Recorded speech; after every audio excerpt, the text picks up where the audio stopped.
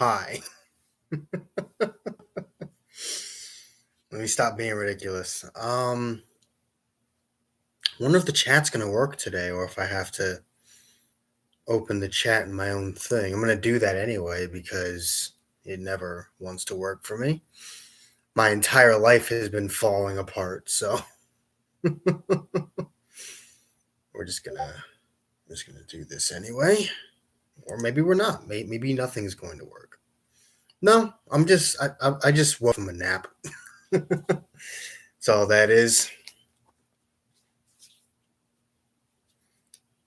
Just woke up from a little nap because I knew I wanted to stream tonight, so I wanted to make sure that I'd be up. Unfortunately, I slept longer than I originally intended. I was gonna have this stream start at 8. That obviously did not happen.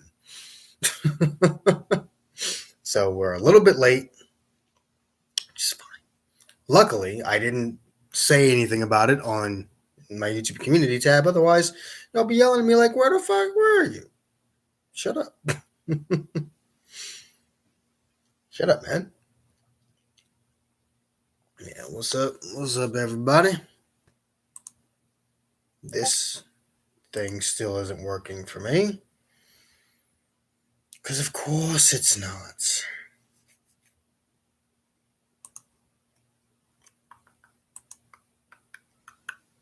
Make sure I mute this. Do not want that to be making noise whilst I'm trying to do this. Right, how stupid my hair looks as well. Again, just woke up, so my hair looks pretty dumb. Hair looks mighty stupid when you just wake up. Yeah. This shit takes forever to load, man. Oh, it's painful. Oh, it's so painful. Oh, hello, ads on my own channel. F you.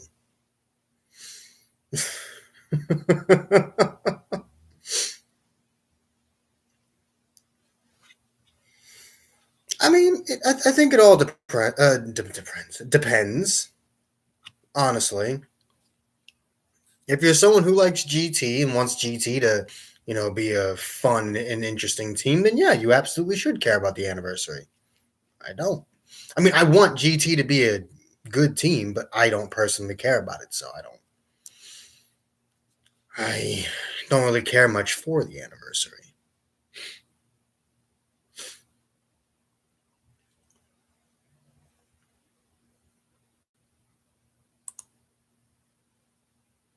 Okay. Looks like this is working anyway, so I might as well just use this. Instead of set the other thing. Yep. So the anniversary, I mean, either way, the anniversary is under 2 weeks away. And whether or not I care about the units for the anniversary does not mean I do not care about the anniversary itself. There is more to an anniversary than just units. In fact, the units are the least important part of the anniversary.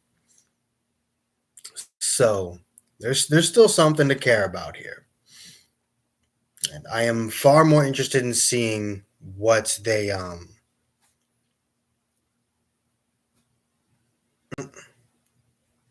Yeah, that's what happens when you swap over to different OSs.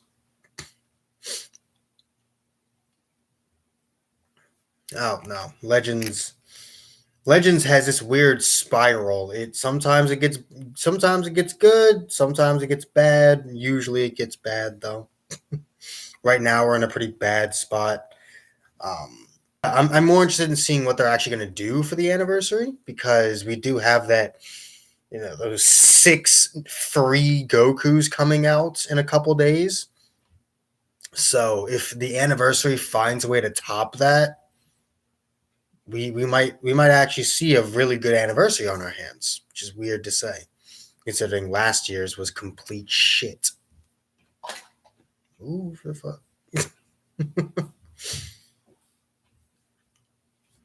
The way I judge the anniversary will be completely based off of its content because you're not going to hype me up over GT units. So you can't overhype the anniversary. So we'll have to see how things go. I mean, that's entirely possible that the countdown is just better than the actual anniversary. Like that's entirely possible. I've only opened the game once today. Let's actually open the game and see what's what in Dragon Ball Legends.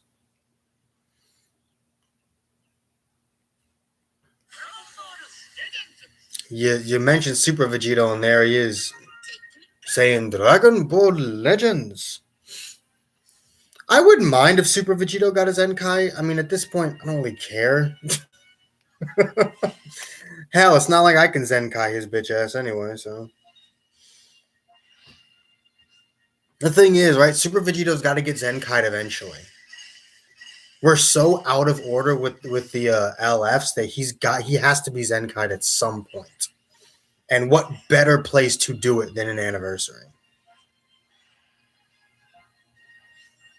It's just a matter of how good is he going to be?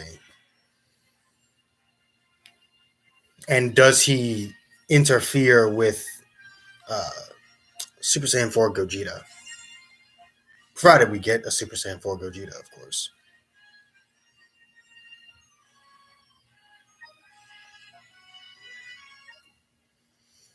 Because, I mean, if we don't get a Super Saiyan 4 Gogeta, then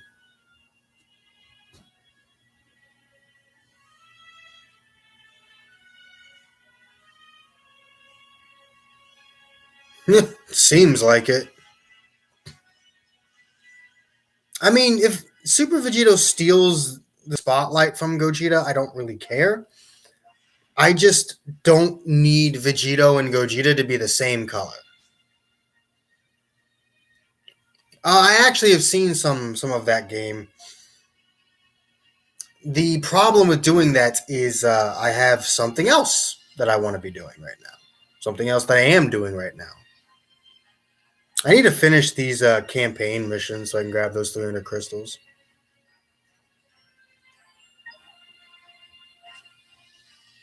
That is something I need to do. Yeah.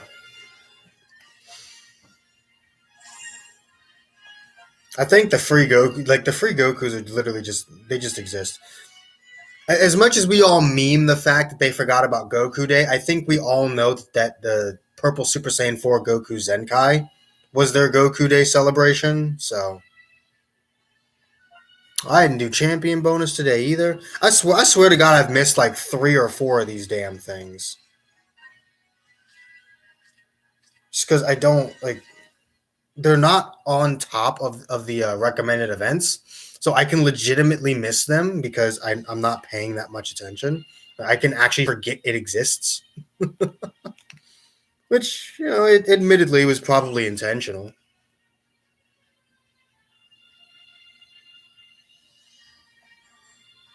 I mean, it might be able to fill you with hope because at least last year they didn't bother hyping up the anniversary. Last year's pre-anniversary celebration was dry as fuck after like the first day. So considering we're actually going to get a hype ass countdown, I mean, we could be gearing up to see a very good anniversary. It's just whether or not they deliver or not. Yeah, last year it was just units, which doesn't make your anniversary good. Your units are the smallest aspect of the anniversary. We just do this champion bonus. Oh, you can't even see that. There we go. There we go. I'm currently in the process of Z powering her up to 13. By the way, I think I need like 400 more Z power. She'll be at 13 stars. She'll have max stats, and then something will come out to replace her during the anniversary. Can we just talk about how Kefla's already over a year old? Kefla, I think like this month, in fact, this month or last month was a year old. That is that's crazy to think about. I mean, Legends will make it to its 4 year anniversary. The game makes far too much money. The game makes far too much money. More people are playing the game now than ever before because the anniversary is coming up. Like the game just on average makes far too much money for anything to for the game to die before its 4 year anniversary. Yeah, Kefla's over a year old, and it doesn't feel like she's aged a day. Like she feels just as strong as she did back then. I think the fact that she was never tanky kind of helps her with that. Glass cannons actually do tend to age fairly well because their entire purpose is damage. And especially in this hyper offensive meta where defenses are very hard to come by, units like Kefla will definitely have long shelf life. I actually think Yellow Vegito aged really well. His first form did not age well at all, but I think his transformed state has aged fairly well. Like I can still run Yellow Vegito on my fusion team and, be perfectly fine using him after he transforms. And he's only at 7 stars. It's not like you need a maxed out Yellow Vegito to make him work. But I do think anything below 6 isn't really good. However, no. A 2-star Kefla is still useful. Kefla is definitely aged better than Yellow Vegito, but also Yellow Vegito is like 3 months older than her, which at the time doesn't mean much, but now that makes Yellow Vegito closing in on a year and a half old. By the time the 3 year anniversary ends, Yellow Vegito will be 3.5 years, 1.5 years old. Whereas Kefla will just be 1.25.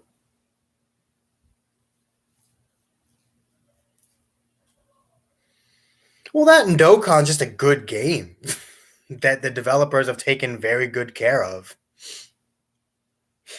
The Dragonstones cost too damn much, but I mean, when that's when their Dragonstones costing too much is the biggest complaint you can have about a gacha game, yeah, it's gonna succeed.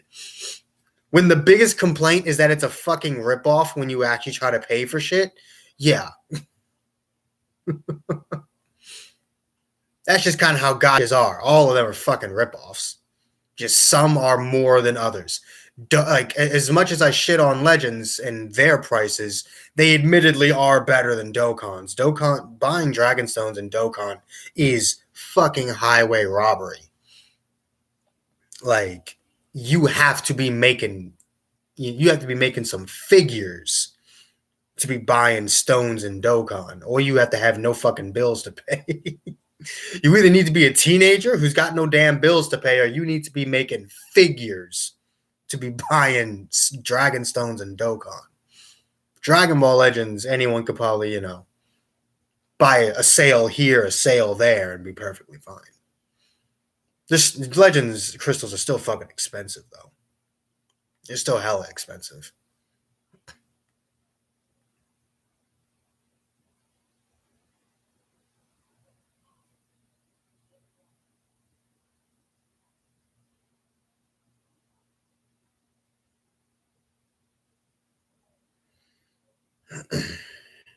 hmm.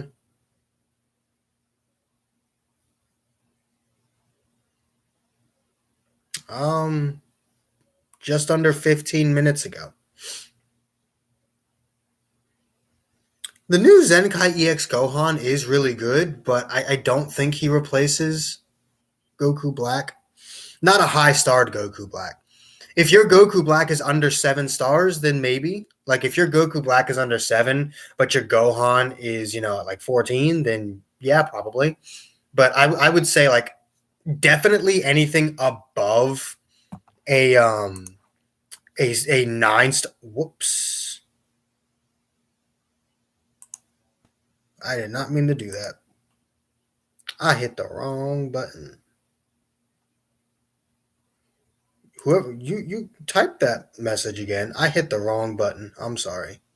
I accidentally deleted it. Yeah, EX Gohan is very good. Zenkai Red Trunks. Why? Not that there's a problem with that. Red Trunks.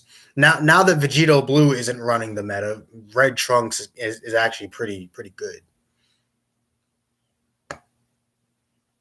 But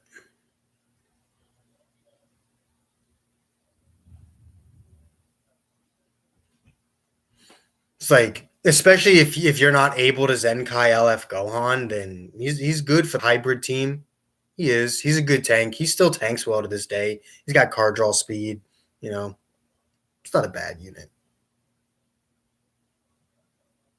Oh wow.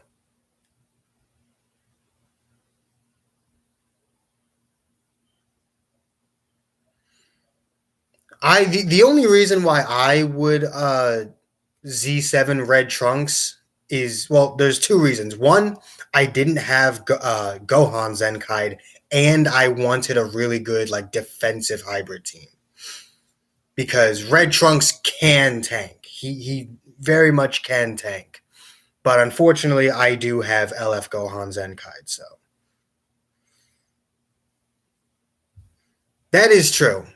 Dokkan does not have to balance their game at all. It's a purely PvE game. And honestly, I would argue the most fun PvE games are the ones that are so wildly unbalanced that it's like either you are super overpowered or whatever you're fighting is super overpowered. If done properly, those can be the most fun types of games. But yeah, Dokkan does not have to worry at all about making a unit too powerful. They can make a unit that's just like max key super insta kills anything it touches. I bet.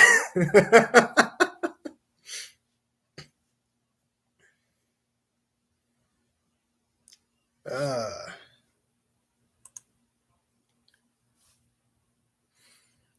could you imagine that?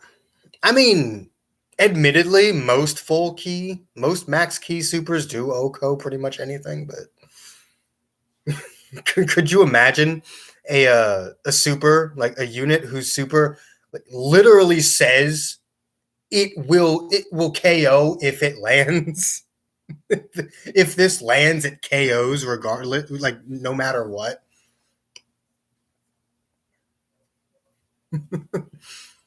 But maybe they give it like a built-in mischance or something. That'd be pretty interesting. I don't know who the fuck would have that, but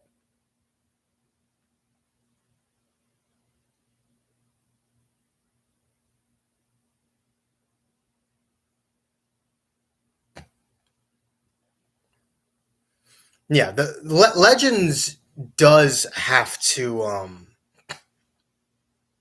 actually care about balancing their game. Also, I'm looking up at my TV. That's why I keep going like this. Legends does have to care about balance, but they don't because they never intended Legends to be a competitive game. But the problem is, you have a rating match function.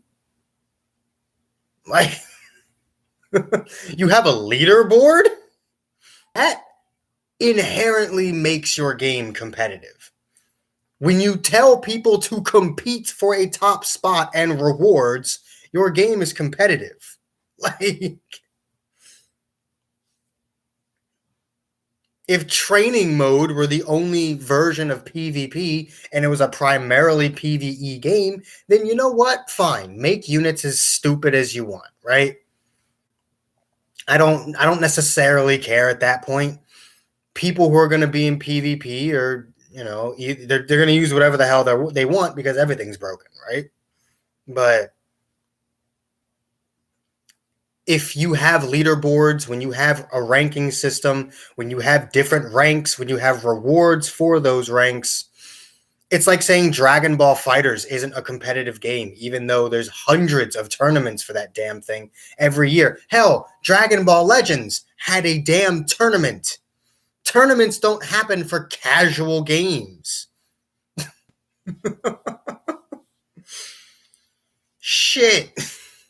When was the last time you saw a tournament for a one-player game? No. If there is a competitive player versus player function, then it's a competitive game. Like Pokemon. Pokemon has ranked matches. Pokemon has TCG. Pokemon has the actual VGC, competitive tournaments. Pokemon has Pokemon Showdown, Smogon rules, Pokemon is a competitive series, and the devs know that.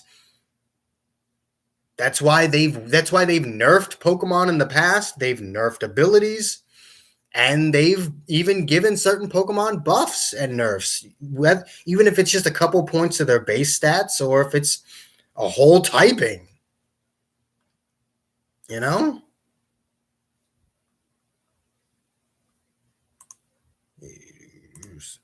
But Legends just doesn't seem to understand that their game is competitive. Whether they want it to be or not is irrelevant. Their game is competitive, and honestly, as of right now, they don't have the power to say that it's not. They don't have the authority to say that it's not.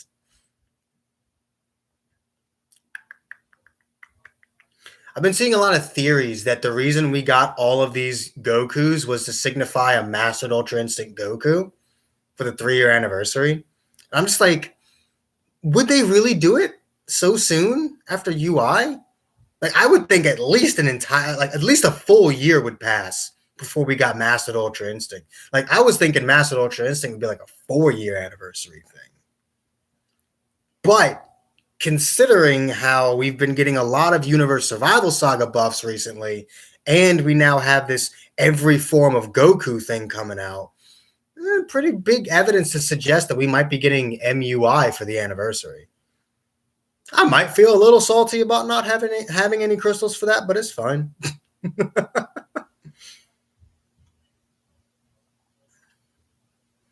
I'll be perfectly fucking fine. I will not die without Mastered Ultra Instinct. I have Ultra Instinct Omen. I think that form looks cooler, so I'm straight, right?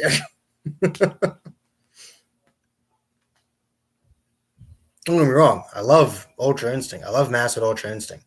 It's a far more interesting technique than any of Goku's Super Saiyan forms could ever be. But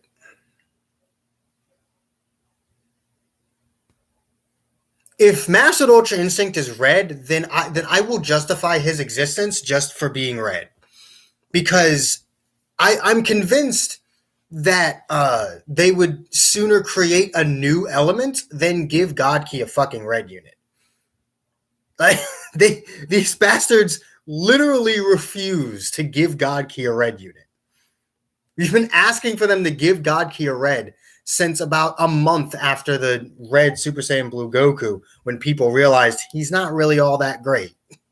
His main ability is just super annoying, and then that's really it.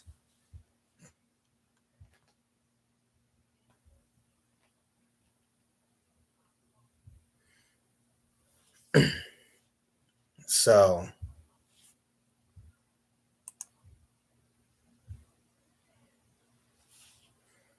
I'll take a shit Rose Zenkai over not having a red unit at all, goddammit. For the record, don't Zenkai that bastard, but be way too fucking strong, and then God Key would be the best team in my box again, since I have him at like 11 stars or some shit. So who am I kidding? God Key probably is the best team in my box. If I had Zenkai God, if I had a Zenkai God Vegeta, it would definitely be the best team in my box. The fact that 18 exists on my girls team and God Vegeta does not exist on my God Key team gives the girls team the slight edge, but God Key is very, very, very, very, very, very, very good team. The question is, if Master Ultra Instinct is a thing, like, do they just not make him an LF? Like, do they just not make Master Ultra Instinct an LF, or do we have two fucking LFs for the anniversary?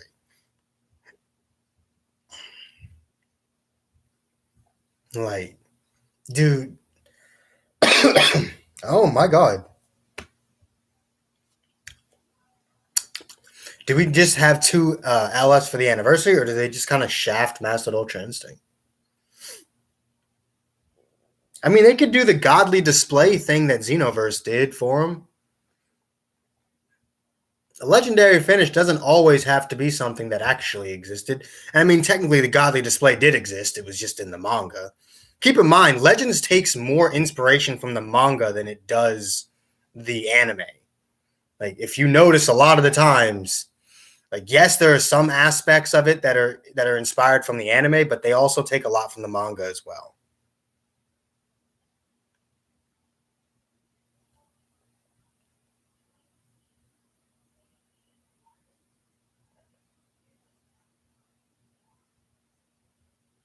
Yeah, but we're not going to get any of them for a long time. It's unfortunate, but we won't.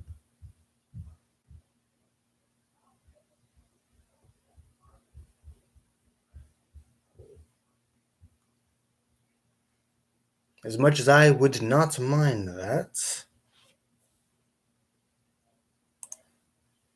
I'm still curious as to what they're going to do for summonable EX units. We've still yet to get a Zenkai for a summonable EX unit. Like, what the hell are they going to do for those?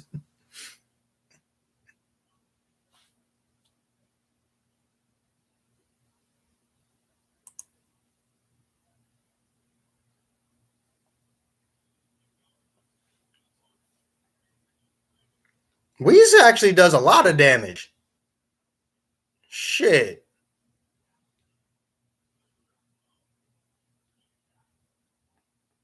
I've used Whis not that long ago. I actually prefer Whis on my God Key team over the Red Rose. The only reason I have Red Rose on my team is because he has a better Z ability. I actually think Whis is just a straight up better unit than Rose is at this point.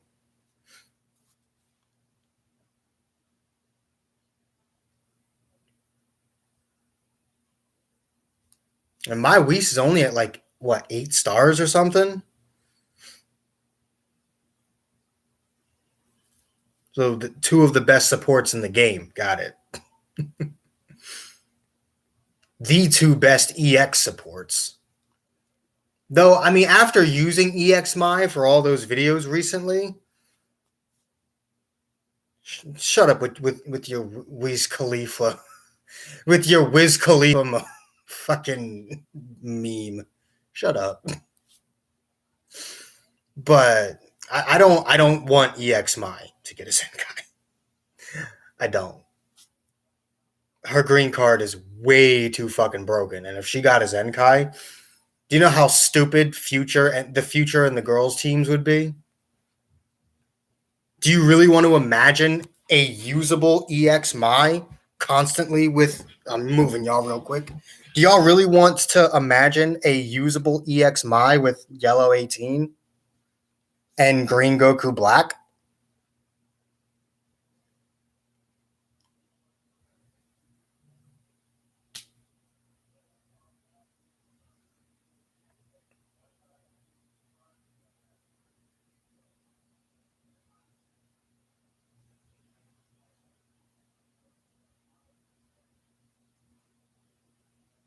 Would not be a fun time.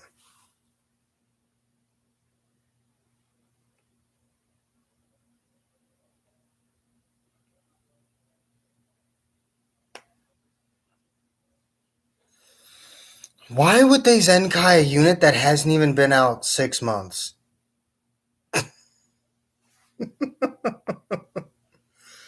Why the fuck would they Zenkai EX, like which EX Roshi are we talking about here? Because every fucking Roshi is either an extreme or a hero unit. Whoops. Literally all of them, and they're all supports.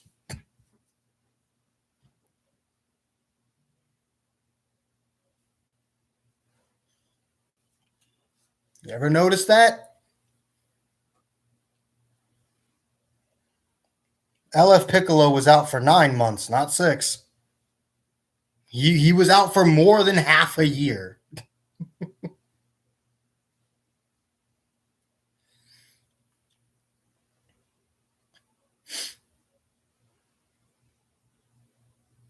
The problem with Zenkaiing the EX Roshi is he would kind of invalidate. Either he would invalidate DKP on the Dragon Ball Saga's team, or DKP would still just be better than him, and there'd be no reason to Zenkai Roshi.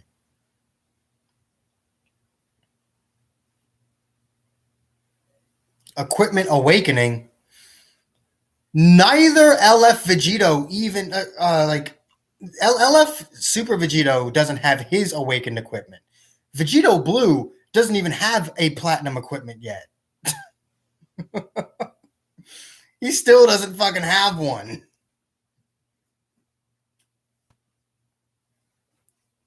Dragon Ball Saga needs a full team, not 4 purple units. It needs to be more than a mono purple team. Oh, Zenkai DKP, easy. Easily better than LF Piccolo. Barely even a contest. Like, I mean, barely a contest. They're close, but not very close. LF Piccolo can tank a bit better, but that's about it.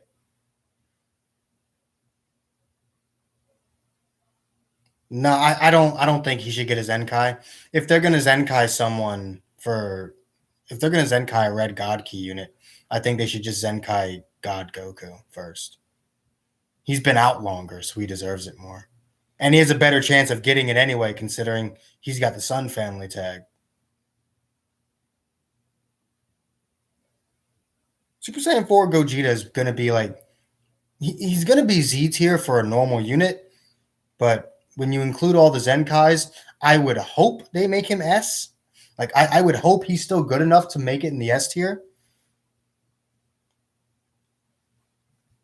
The thing about health Z abilities are they're very powerful in conjunction with defense Z abilities. So if you want to make a defensive team, then health Z abilities are like the most broken ones in the game. However, for offensive Z abilities or offensive teams, health Z abilities are very bad for you. However, Goku doesn't just do health, he does health and base critical. So he gives both a defensive and offensive buff that are both very niche but very useful. So God Goku does have probably the single best Z ability in the game, because regardless of your setup, his Z ability is worth something to you. Regardless whether you're going defensive or offensive, it will always be helpful to you.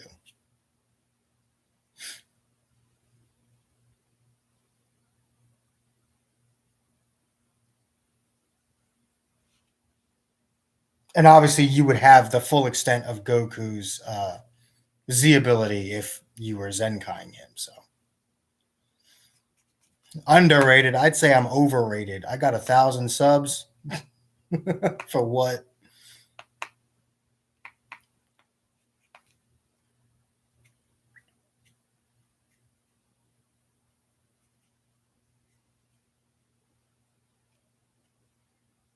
We already know how it's going to work. It's 30 battles. Every few battles gets you a different Goku, and there's going to be missions, a lot of missions. Because there's missions for all 6 forms, what you're going to be doing is the event will get them all to 7 stars, and then the other 7 stars will be in the missions, kind of like how the new Rising battles do it, only with less battles. It's going to be a grind. You're not going to 14 star these Gokus within a week. Hell, you might not even 14 star all of them within a month. It's going to be a grind, but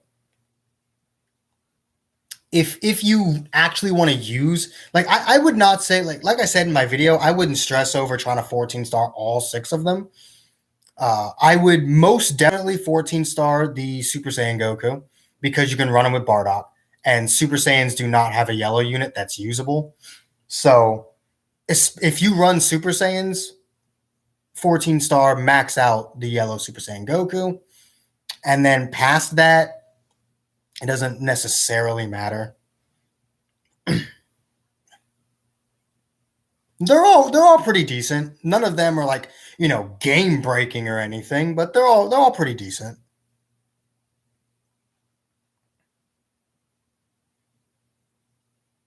None of them are straight up bad. None of them are bad, but I wouldn't say any of them are outstanding.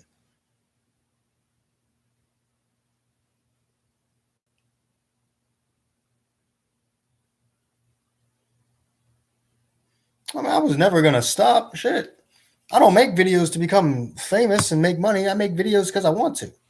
I've been doing this shit for almost 6 years. When was my first goddamn video posted? We're going on an adventure to see when my first video was posted.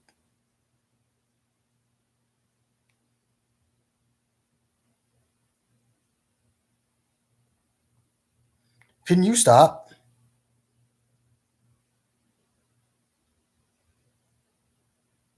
There we go.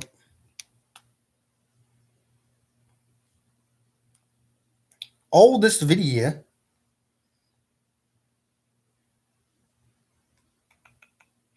August 7th, 2015.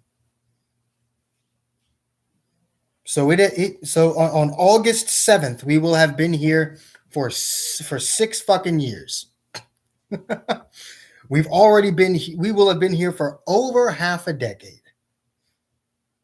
To put that into perspective, I was in 10th grade. I was in 10th grade. I was still 15. I was 15 years old when I made that video, and I'm 21 now. That is, what's your suggestion?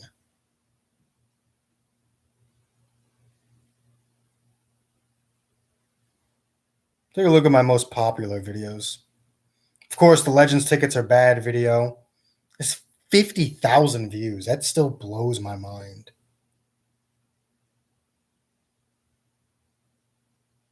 It also blows my mind that this beat it and take your planet with you loop has so many fucking views. Why does it have so many views?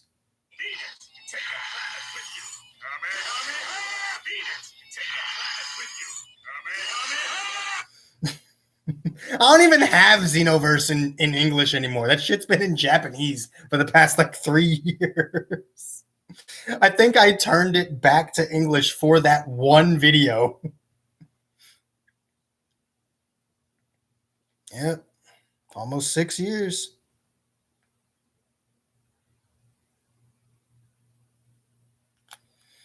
See, my problem with playing PvP with viewers, right? It's not that I don't want to. It's that PvP already frustrates me, and I really don't want to do any more PvP than I have to. It's not a matter of me not wanting to play PvP with, the people who support me. It's a matter of me not wanting to play PvP at all. It's a matter of me wanting to stay as far away from PvP as possible. So what I want to do, what I want to actually do is play people in other games. So if anyone has a Nintendo Switch, I will start trying to do some Pokemon battles and stuff. If you have Pokemon Sword or Shield, if you don't have any of that, If you don't have Pokemon, then like maybe we can play like Mario Kart, some bullshit. Just for the sake of it. And if you don't have a Switch at all, it's fine. I have a PlayStation 4. We can always play, Xenoverse 2, stuff like that. So I want to try and do other things because I hate playing Legends online. Fucking.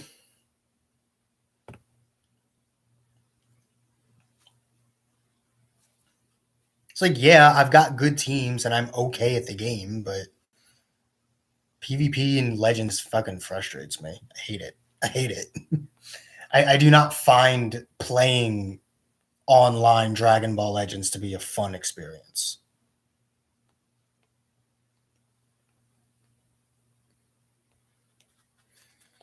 I should make it a game to see who gets my PlayStation account, like who gets to be added. I'd tell you what my idea is, but anyone who knows it would just end up saying it in the damn chat, and then it would ruin the idea.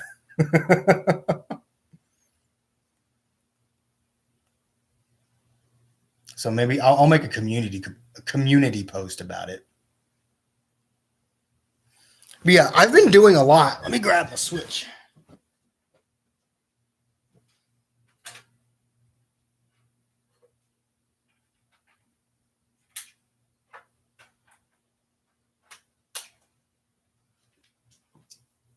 So I've been doing a lot of show called Pain in My Ass. That would be interesting, actually.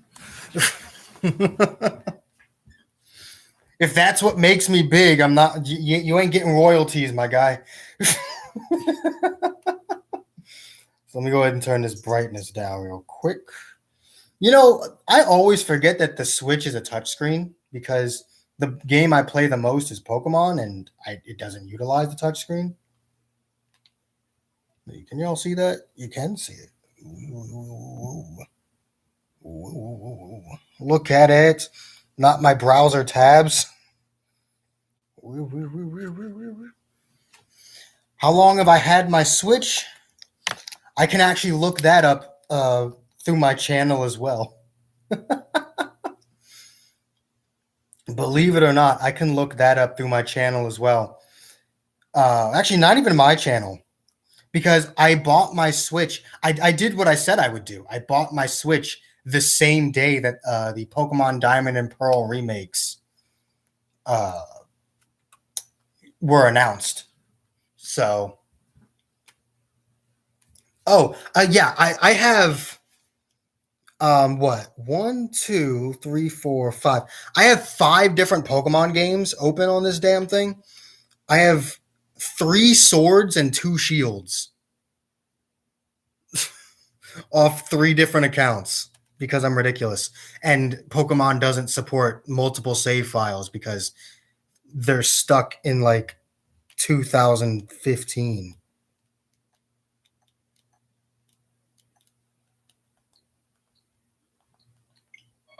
Shit. But right now, I'm doing so. I have a shield file where I'm doing a full fairy type run, and then the sword file is a full ghost type run. And then I've also got like my completed saves, my original save, Man, it's too late for coffee. I'm more of a nighttime tea drinker. My favorite non-starter sword and shield. I'm gonna be honest with you. I think my favorite Pokemon might not even be the starter. Don't get me wrong. I love Cinderace. It might be my favorite starter of all time, but my favorite non-starter. I think it's a toss-up between Phalanx and Alcremie. The reason why I like Phalanx so much is because in my first sword playthrough, it was the fucking MVP of that playthrough. Like It is the fucking MVP. It was the fucking MVP. My phalanx named War Kirby's literally won every important battle that it had no business winning. It was so clutch in so many situations. I absolutely love that. Love those damn things. But then Al Creamy is also probably one of only 5 Pokemon to ever become one of my top 10 just from me using it one time because it's so goddamn adorable. So it's a toss up between those two.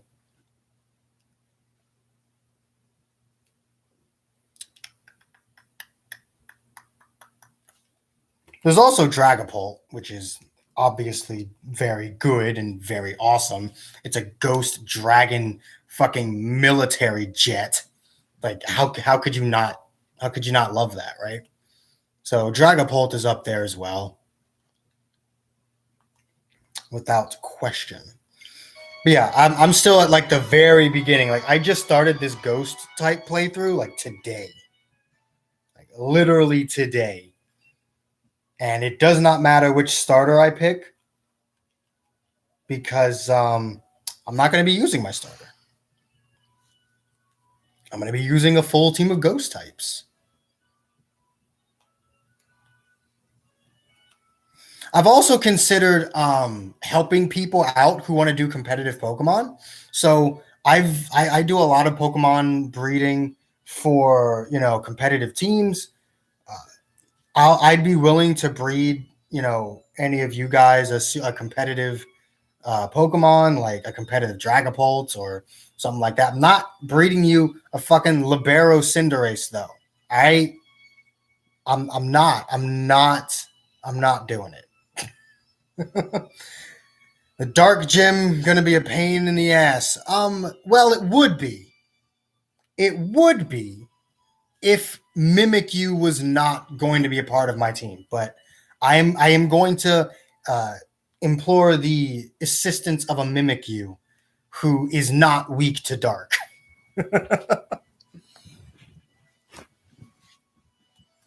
Mimikyu is not weak to dark and is super effective against it because Fairy is OP.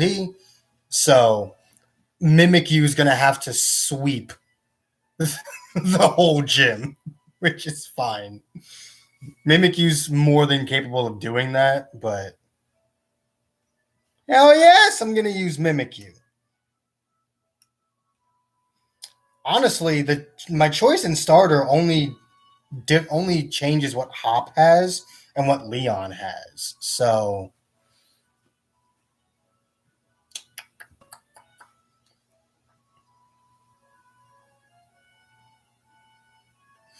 if I want things to be as hard as possible, I'm gonna have Leon use Inteleon because I won't have any grass ghost types. Not because they don't exist. There's actually plenty of them. But I wasn't trying to have a full Rotom catalog in my party, so I'm only using the like base Rotom. And the other two, Gorgeist and Trevenant, are both trade evolutions. Yes, I can catch them in the wild, but they'll be too strong for me to catch until I already have 8 badges. So we won't be rocking a ghost grass type in this playthrough.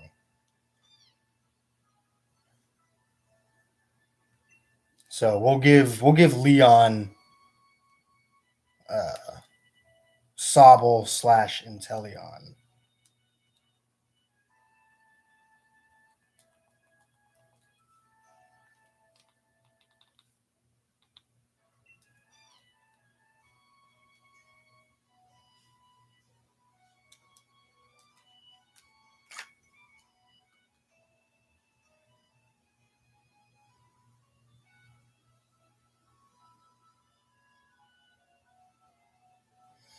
Amazing controllers.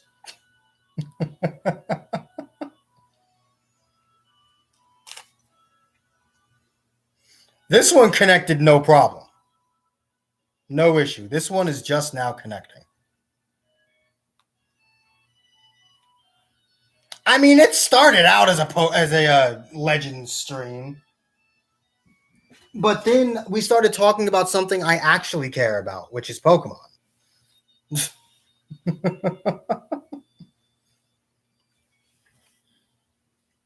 I do wish I could record my screen, but like this would end up being the best I could do. And my Switch has a problem. It doesn't connect to my TV properly. Like I can get it to connect, but there's no telling when it'll uh, just stop working. And it's not the dock; it's the Switch itself. So that's an issue. But so yeah, if I wanted to actually let you guys see it, I'd have to find a way to crop it like this and then play my game sideways, which I'm not trying to do. I just don't like the Grookey line. Like Grookey himself looks cute, but whatever that middle stage looks like someone pissed on a wiener dog, and then Rillaboom looks cool and all, but we've already had Monkey Starter before. Yes, the last one was a chimpanzee, and Rillaboom's is a gorilla, but we've had Monkey Starter before. We don't need Monkey Starter again. And besides, Infernape was cooler.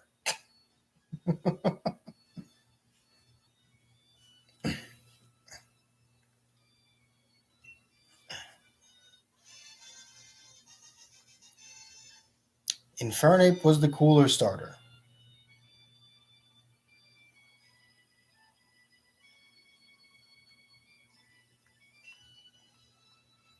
I just hate Sobble's middle form. Weirdly enough, I don't think I like any of the middle forms for this generation. Raboot's the most tolerable out of all of them, but like Sobble's is definitely the weakest. Uh, in terms of Inteleon, I don't mind Inteleon. I wish it wasn't so fucking thin. It's weird. It looks like I could take its arm and fucking tie a knot with it, and it wouldn't hurt it at all. It's a bit too thin, and its hands are fucking huge. Like its hands are the size of mine, but its arms are like this wide. It's fucking weird. It's weird. If Inteleon wasn't so fucking thin, I think I would like it a lot more. Because the idea of this fucking assassin frog, you've seen that bastard's Gigantamax form? Legitimately snipes you. It's awesome. Rillaboom just plays the drums. And Cinderace is a soccer player. In terms of the actual like concepts for the starters, Inteleon has the best concept out of all of them. But definitely does not have the strongest design. Cinderace, the entire Cinderace line is strong. They all look good. Though Sobble has the best shiny out of all of the forms.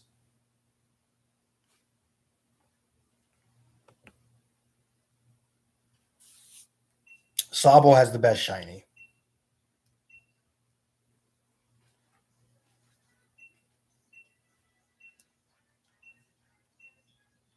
Sobble has the best shiny, and Cinderace, unfortunately, has the worst shiny.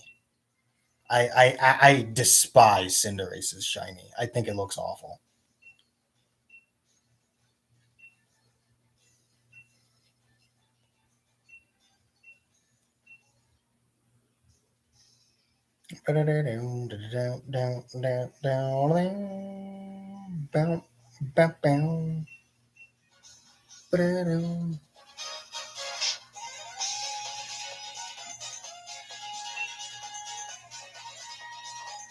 Hop has the best rival music in all of the games. Don't at me, bitch.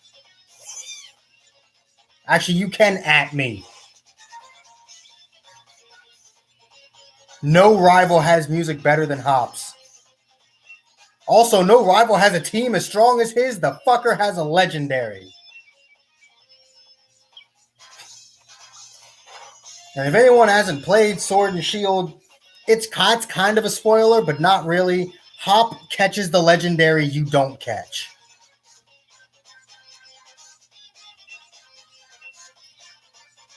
And actually uses it on his team. and you fight Hop with the legendary on his team. Hop is not only the best musical rival, he's also the fucking strongest. I don't think there's ever been a rival that has caught one of the box art legends before.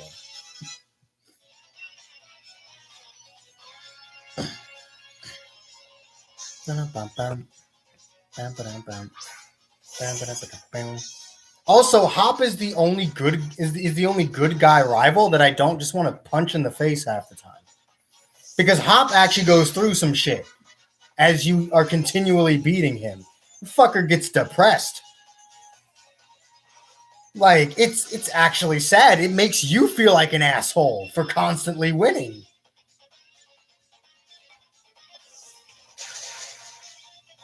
It's like, it's not my fault. The game won't let me progress unless I beat you. I actually wouldn't mind if the game let me lose to you, but I'm required to beat you in order to progress.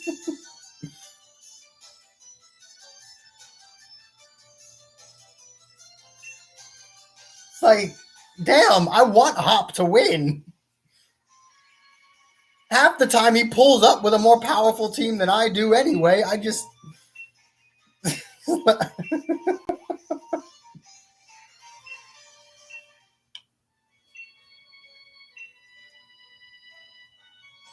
Though, to be fair, you are given access to a legendary before your first badge.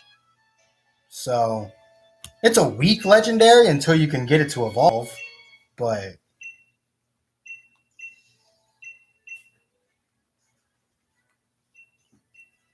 weak for a legendary. And if you have no idea who I'm talking about, it's Kubfu. You're supposed to get Kubfu before ever actually going on your journey. People have been playing the Isle of Armor wrong. You're supposed to play the Isle of Armor before ever even getting your first badge.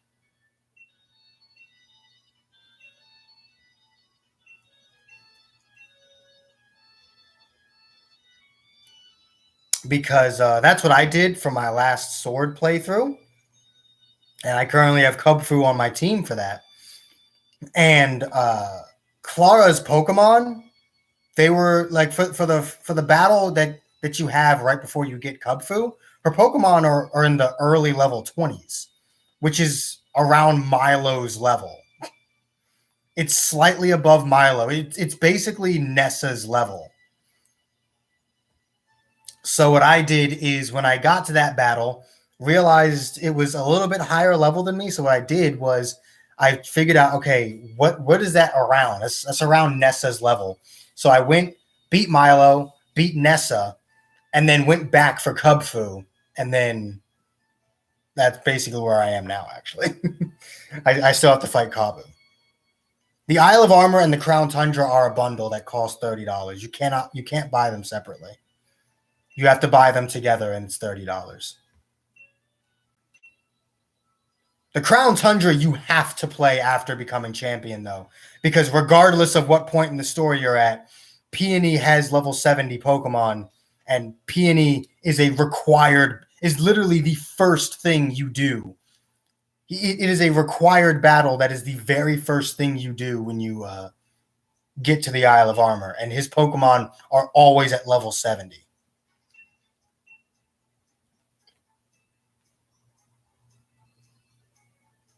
Favorite and least favorite Sonic characters? I'm gonna be honest, I don't really have one. I like the Sonic games, but I've never cared much for the characters themselves. I've never, well, not cared much. I just never cared about them.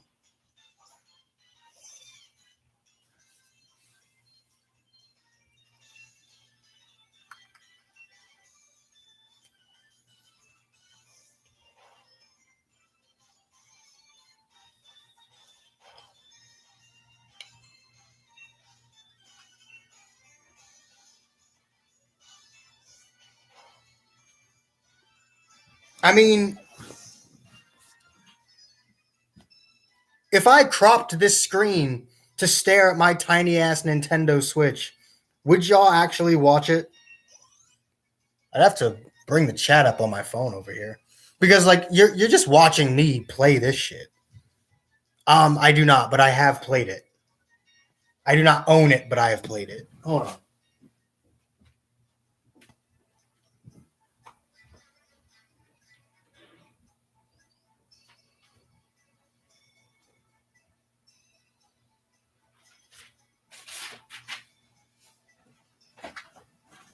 We're going to use the setup I normally use to record other types of videos.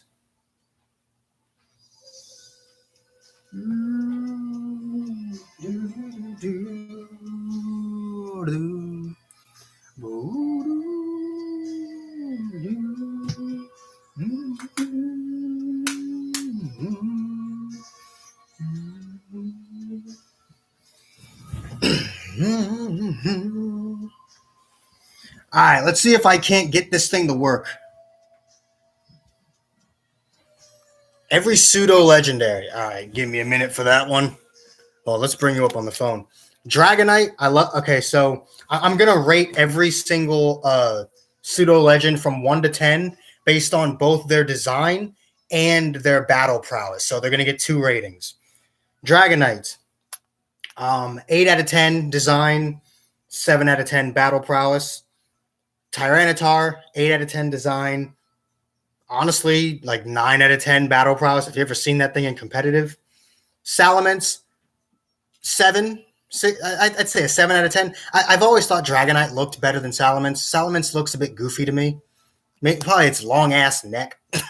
Its skinny, long ass neck on its wide ass body. It's always looked a bit weird to me.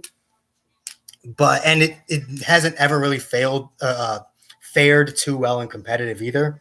Not as much as Dragonite has. So Salamence is more of a 6 Pokemon. Metagross, 10 out of 10 design, about 7 out of 10 battle prowess. Garchomp, 10 out of 10 design, fucking 15 out of 10 battle prowess.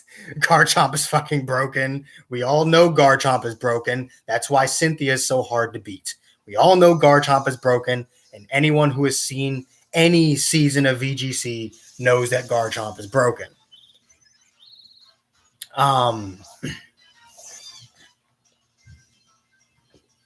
Let's see. Gen 5. Who was the Gen 5 pseudo legend? Was Hydreigon Gen 5 or Gen 6? Or was like which one was Hydreigon and which one was Goodra? I always mix them up. Was Hydreigon Gen 5 and Goodra Gen 6? Or was Goodra Gen 5 and Hydreigon Gen 6? I don't remember. I can never remember which one came from which generation. Okay, well, Hydreigon is a... we'll give him a solid 8 out of 10. And for design, 8 out of 10 for battle prowess, 1 out of 10 for evolution method, because he, to this day, has the highest evolution level of any Pokemon at level 63, which is outrageous.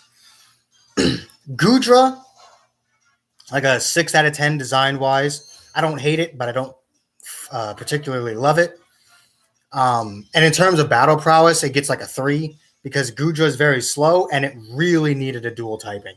Goodra should have either been Dragon Water or Dragon Poison. Like, it should have been one of those 2 types. Not only does it learn a lot of water and poison moves, but if you look at it, it looks like it should be one of those types. Honestly, I wouldn't have minded if it was just a water poison type. I don't think it needed the dragon typing at all. I think it could have just been a water poison type. But they are obsessed with making every pseudo legend a dragon type. To this day, Metagross and Tyranitar are the only pseudo legends that are not dragons. And Tyranitar being the only, Johto being the only region that does not have a dragon type pseudo legendary. It's fucking ridiculous. But yeah, Goodra is a bit, I'd say Goodra is like the lowest out of all of them. And Gen 7 was Kamalo. Solid like 9 out of 10 design. Unfortunately, it didn't fare too well in competitive.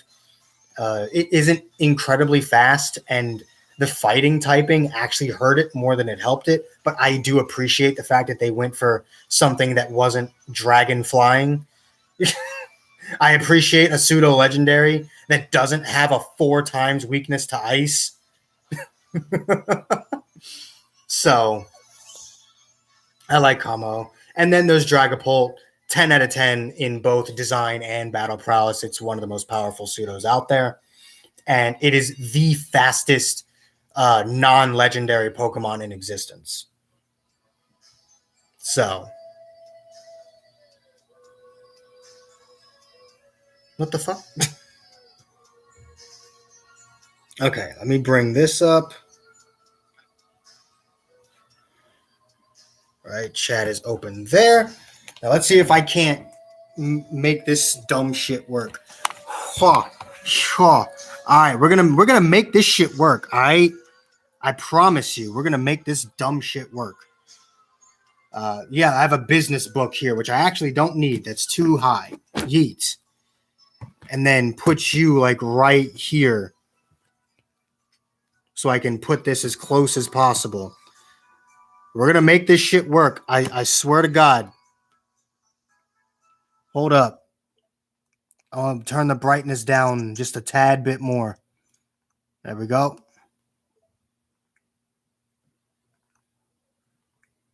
Where the fuck? There it is. That's as good as you're getting. That's about as good as you're getting. Hold up. I can make it look a little bit better. Where is the lamp? There it is. Shit. We can make it look a tad bit better. First of all, I can turn that off. But then also, well, now I can't see. The struggles of a poor man who can't afford the good shit.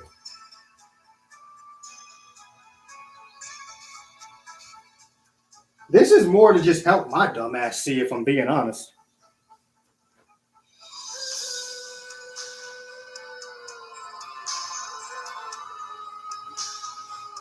This ain't work.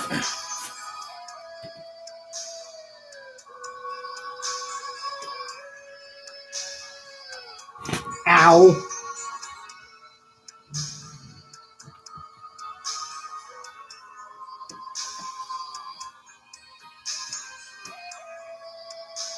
Shit. I need my extension cord.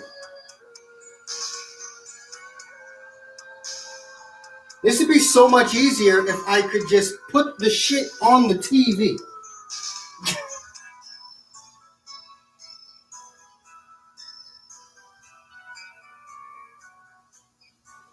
Look, man. I'm trying, okay? I'm trying here.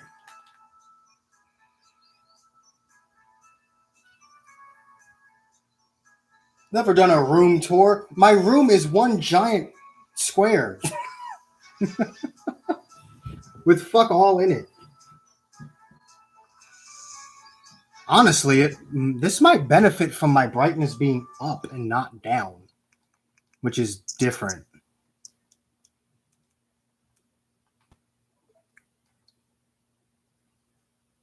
Ah, Jesus. Good enough?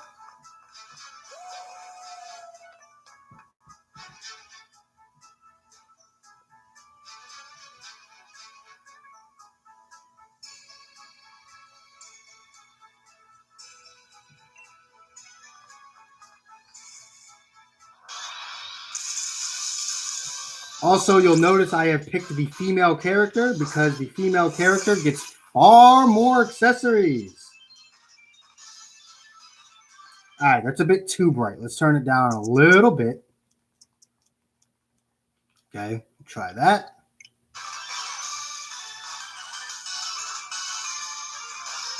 We can make it work.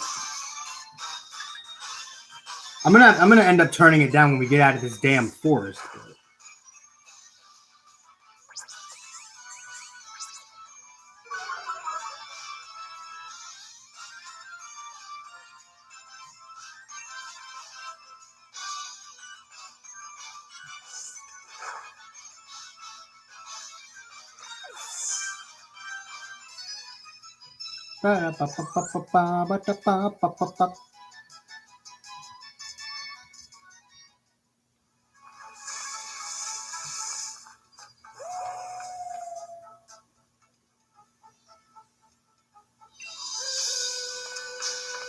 Anyone who just randomly joins the stream will be like, what the fuck is this?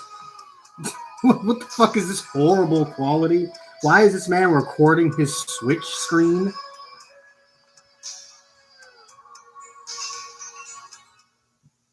Because I'm poor.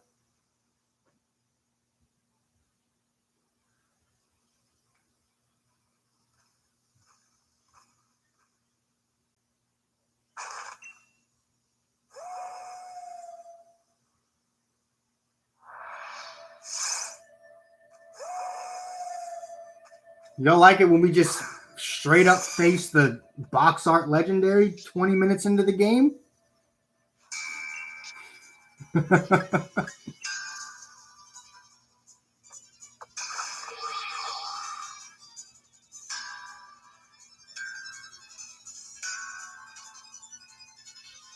This is the first time I've used the black girl, too.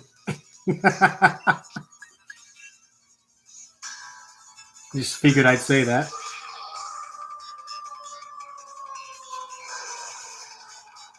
Oh, it's about to get impossible to see shit, which I guess is the point, right?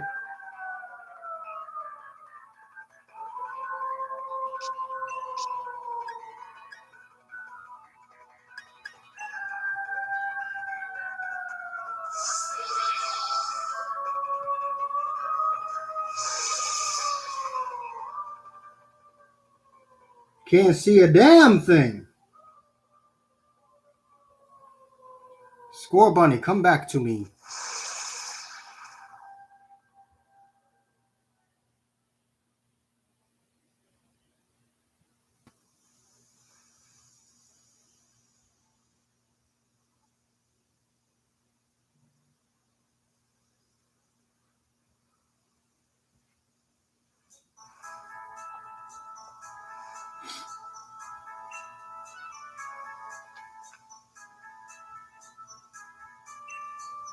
Leon.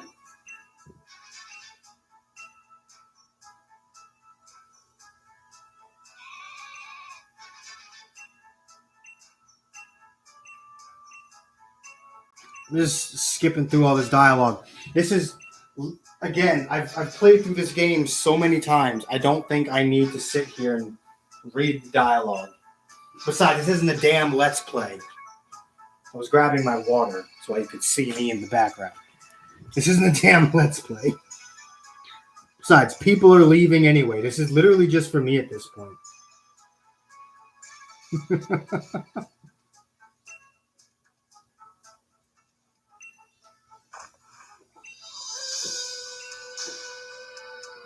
This is literally just me playing.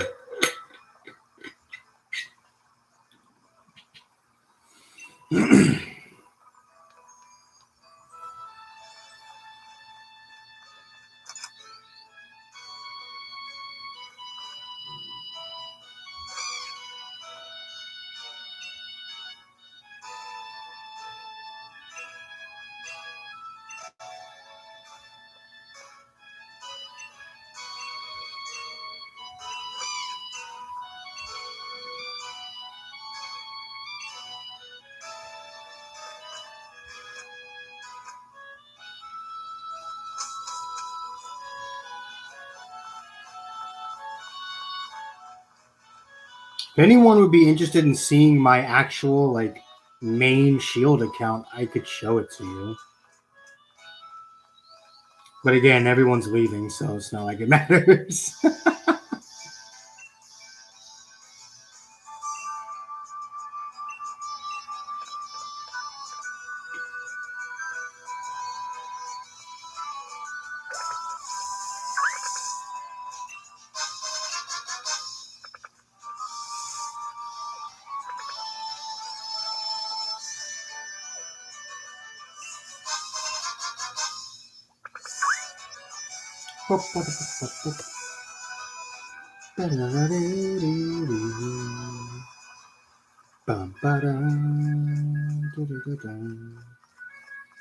I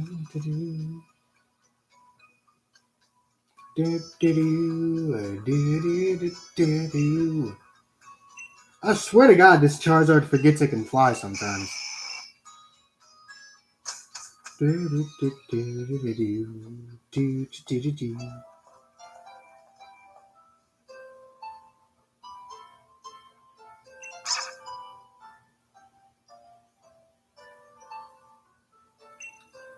Either fairy or psychic.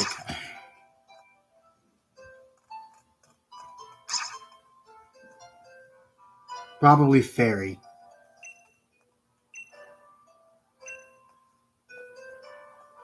Since some of my favorite Pokemon are Gardevoir, Alcremie, Mimikyu.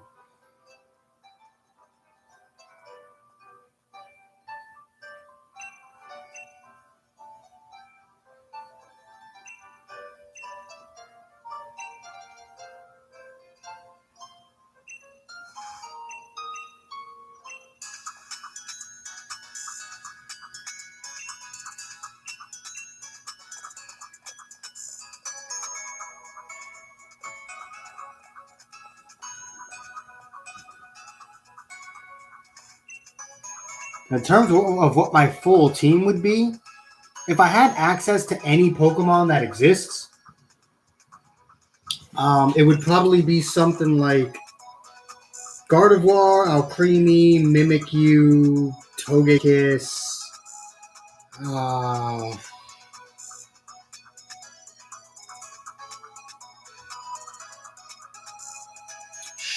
Sylveon. Sylveon's pretty tanky. And probably like Grimmsnarl or something.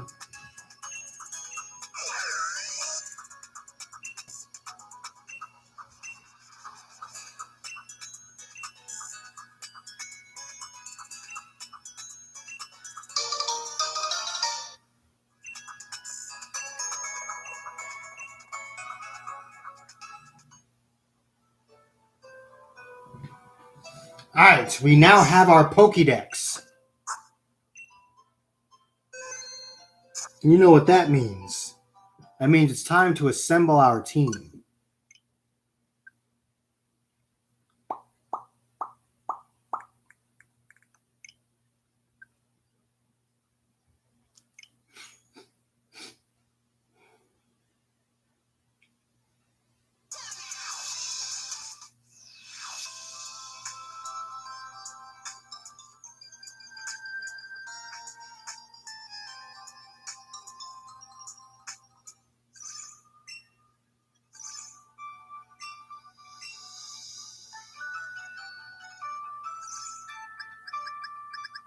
I have bred my entire team in my main account just for this.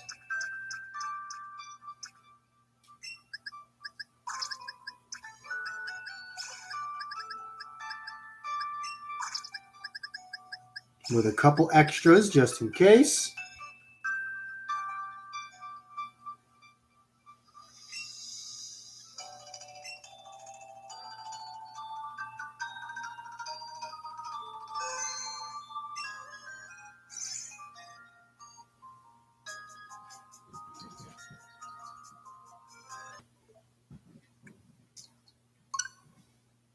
Wait, I didn't actually put them in the fucking game.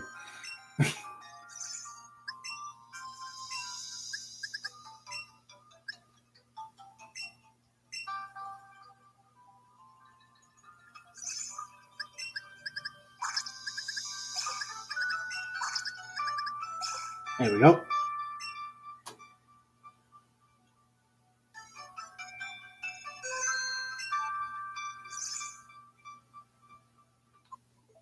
Now we go back into Sword.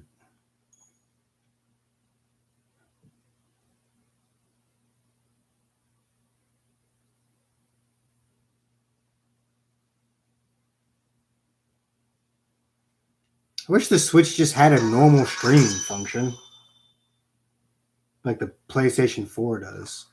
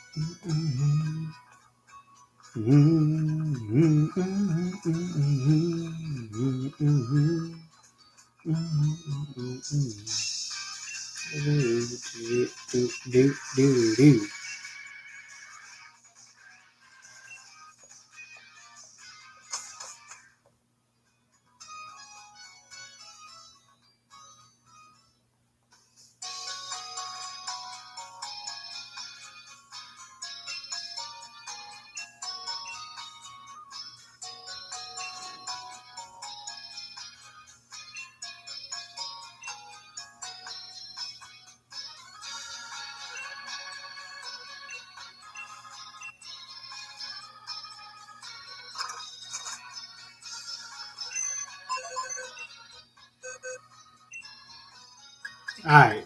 Now here's the only issue, right? Our entire team is at level 1 right now, so we have to stick with Score Bunny for a little bit so that we can bring the team up. But we've got Mimikyu, we've got Rotom, we've got Dreepy, Golett, Litwick, and if I want to, got this fucker right here. We got the teapot looking motherfucker.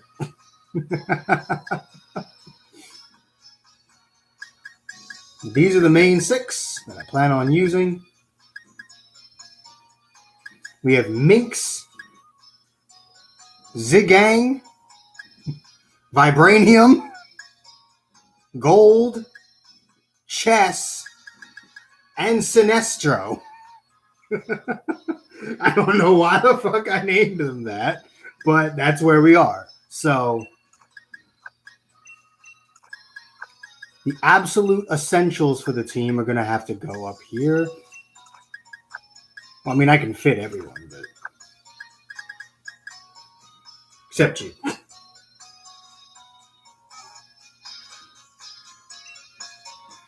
All right, so we have to train everyone else up, which is fine.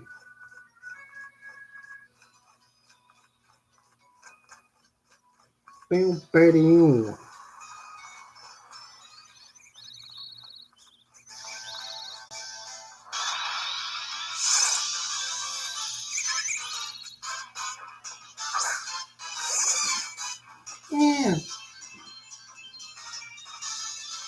Look at him hopping. So adorable.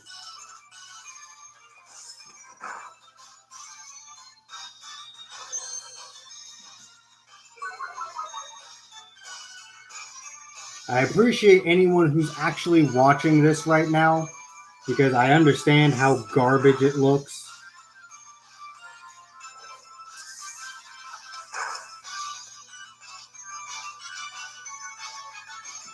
So,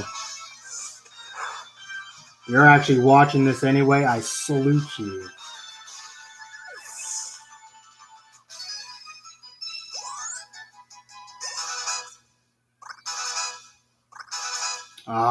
Chess is in the slow experience group.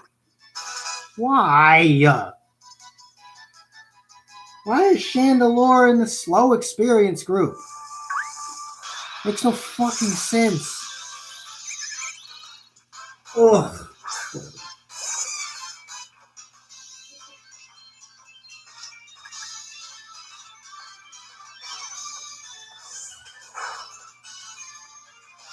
The main plan is just to get everyone here to level 7, and then that'll be that. Honestly, I think Scratch would be a stronger move at this point because I'm a physical attacker. But Ember is Stab. Hold on, let me see. 40 base power plus Stab makes it 60. 40 base power. But I have a higher attack stat. No, Ember's still stronger, I think.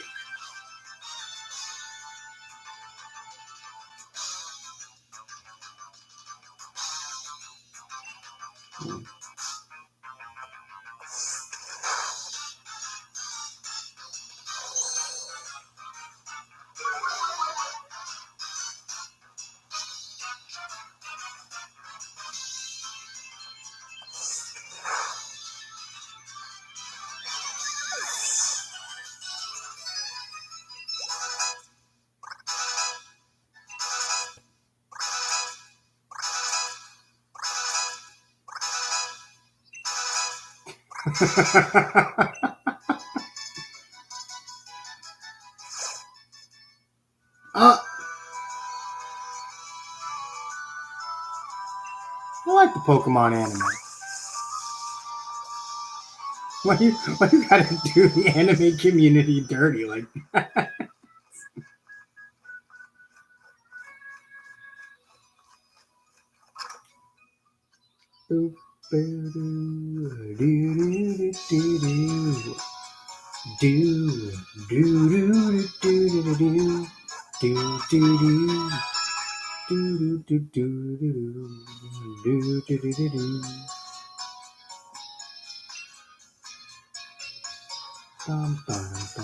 All right, I forgot to go to the boutique and get these dumbass accessories off.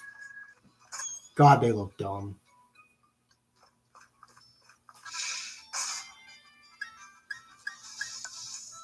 Get this fucking thing off. Get this fucking thing off. Right. The dress is just fine on its own.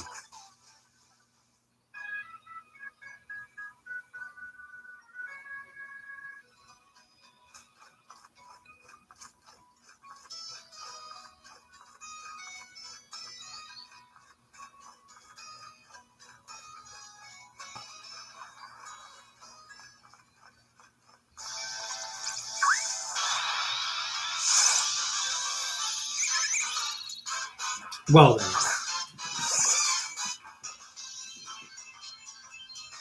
See, there's people joining this stream and they're like, bro, what the fuck is this? And then they're probably going to immediately leave. You're the same base power, right? Yup.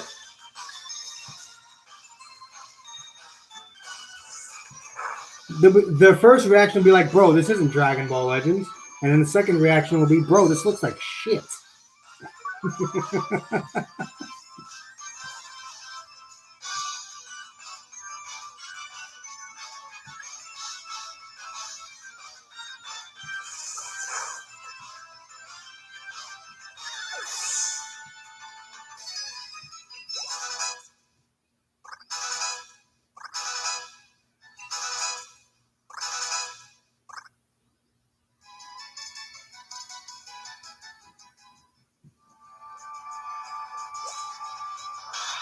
This still looks pretty good for a 14-star unit.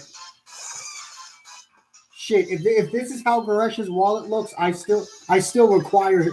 I still wouldn't mind having his wallet after he's done summoning. Shit.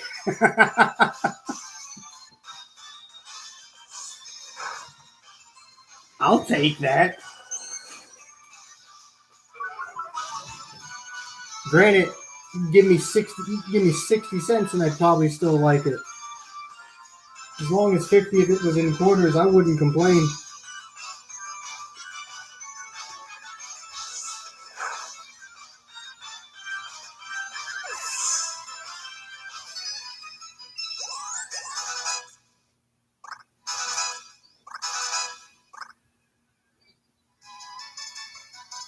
Alright, we have to stay away from Rookidis because they know Payback, which is a dark type move, and I think it's about time that we started using our team.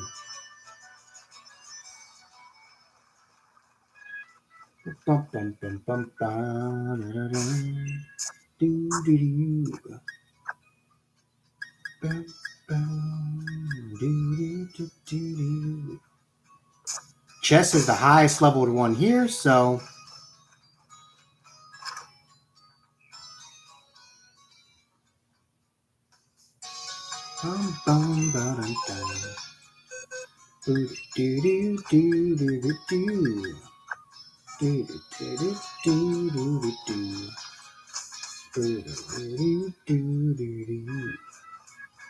what the fuck?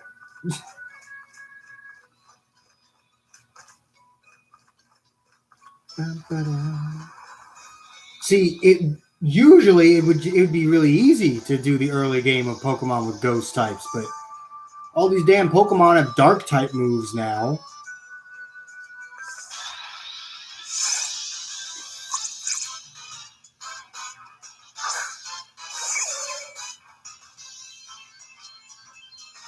Rookity rookie.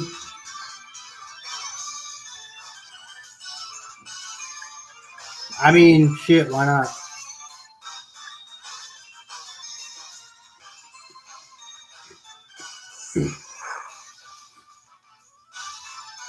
Why does it know bite?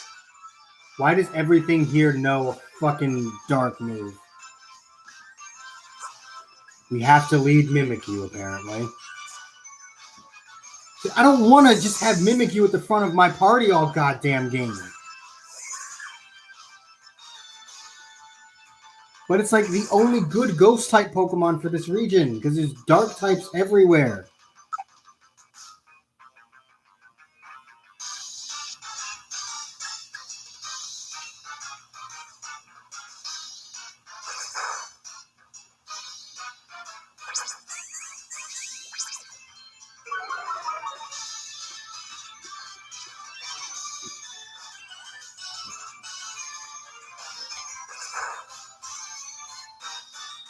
See, it doesn't even want to hit me. Because it knows Bite isn't super effective, and it can't hit me with Tackle. Just fucking do something. Like, think.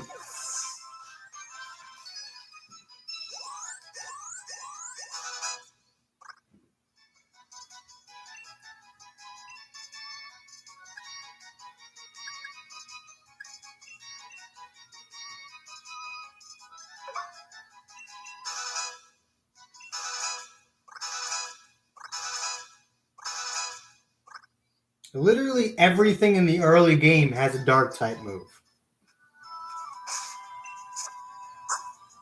That's so annoying.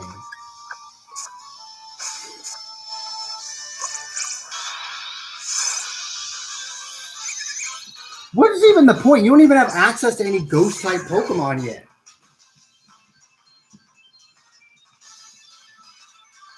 Like, the games tend not to give you a lot of ghost types early on. Because they'd be very strong against all these normal type Pokemon.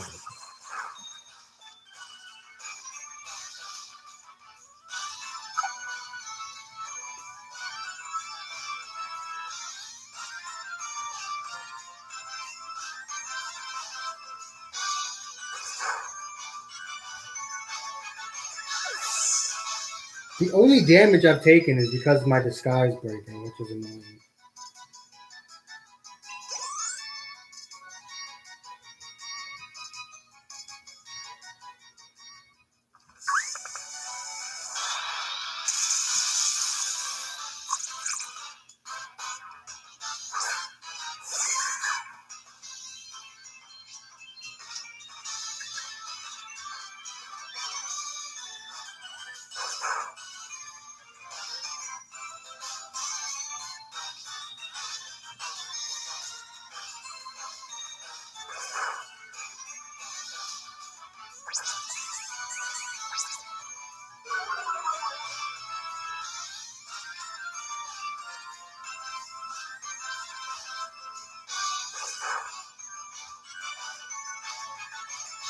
I don't think this one knows Bite.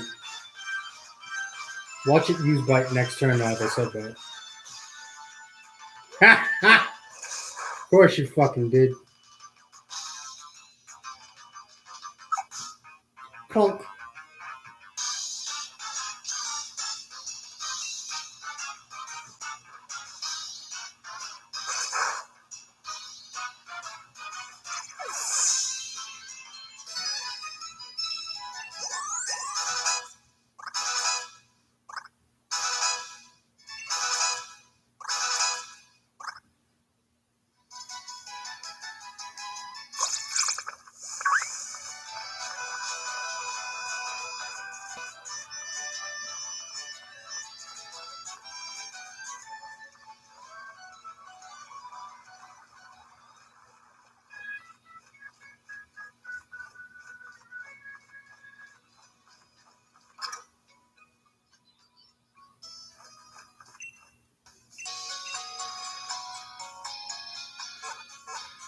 Alright, this was supposed to be a Dragon Ball Legends stream, and I think we should probably get back to making it a Dragon Ball Legends stream.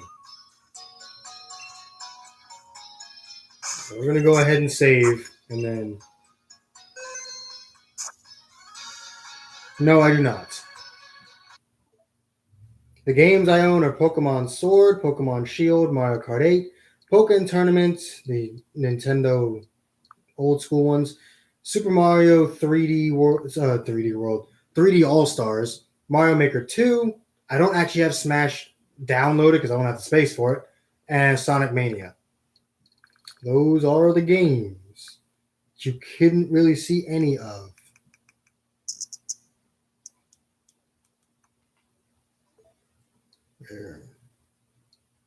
There they are. I'll fuck you up in Mario Kart. I'm just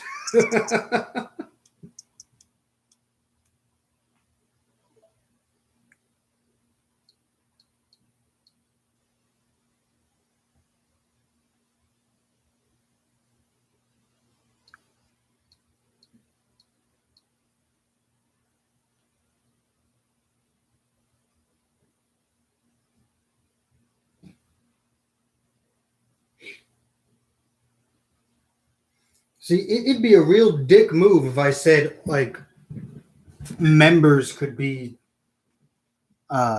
Switch friends. I'm not really popular enough. Hi, it's dark. Yeet. I'm not really popular enough to make that a thing, so I'll figure out what I want to do with adding people on the Switch later, another time.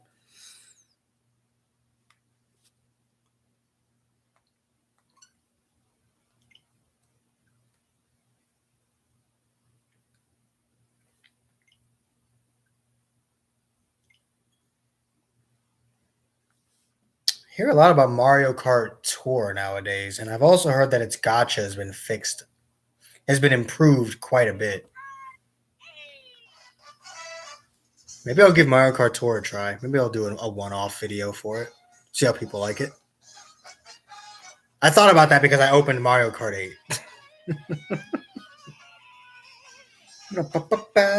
It's gonna be such a pain in the ass playing Mario Kart off this tiny ass screen, but I'll have to make do.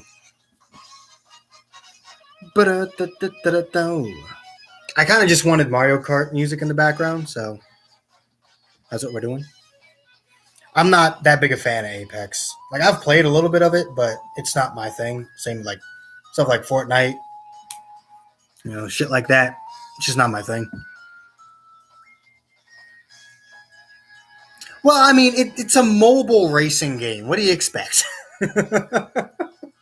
Like they weren't going to encapsulate the same charisma of the actual Mario Kart, right? But I hear it's too easy. That's a main like out of all the issues I see with the game, the most consistent one is that it's way too easy. So again, maybe I'll do like a one-off and see how people like it.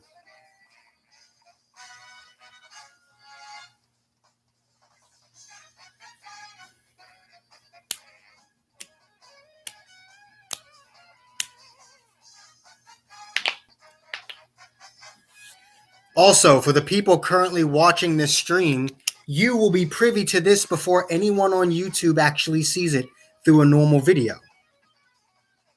Right? You will be privy to it before anyone sees it.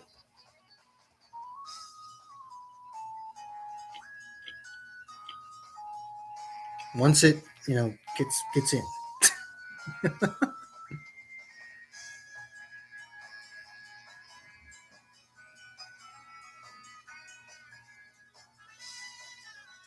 Why?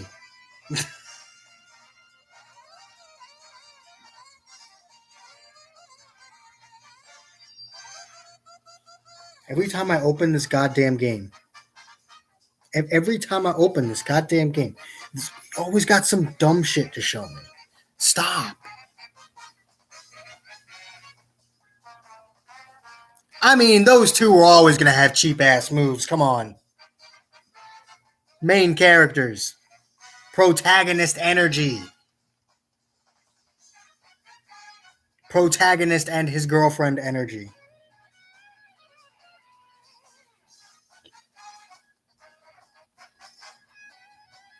We pulled Nessa. We got her, boys. We pulled Nessa.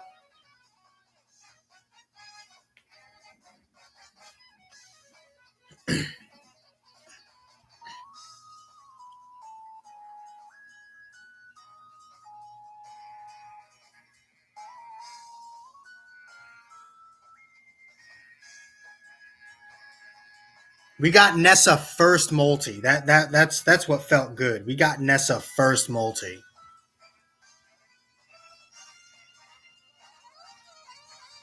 I haven't uploaded that video yet, but you guys here in the stream, we got Nessa first fucking multi.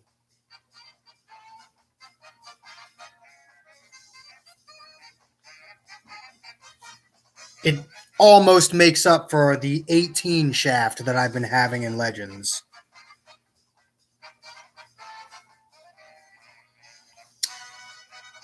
How many things do I even have? How many stones do I even have? Not enough. Not enough for a multi, anyway.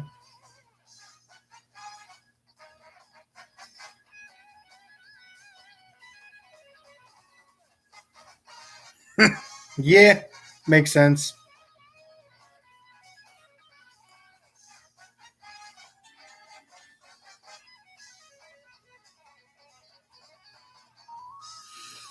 Yeah, I want to start doing some. I might start doing some Pokemon Masters content.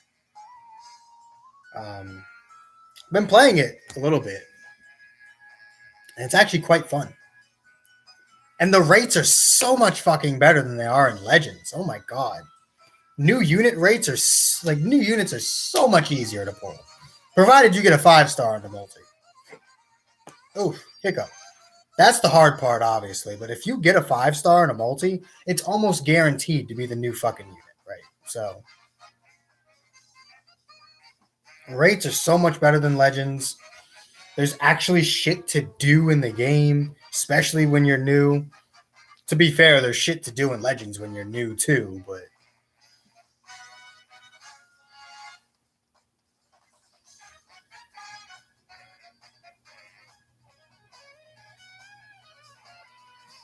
yeah, there's that. But I mean, if I want to beat up other players, I'll just play Sword and Shield. I'll just go online and Sword and Shield. And, use my Choice Scarf Fishes Ren Dracovish to Oko people.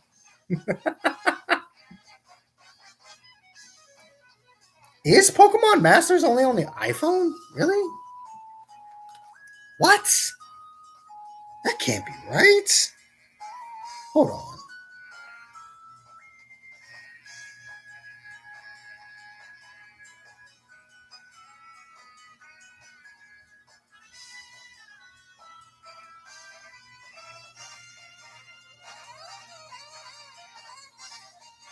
What the fuck is this?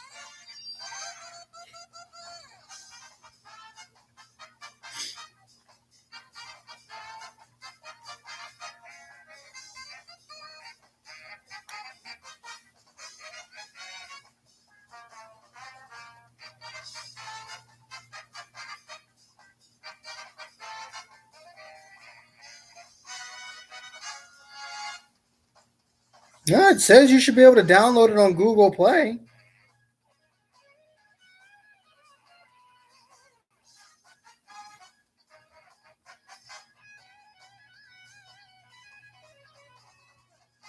It's weird.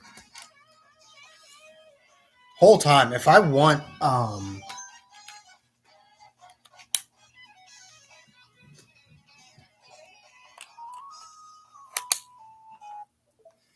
Mario music, I might as well just open 3D All Stars and just play the fucking soundtracks.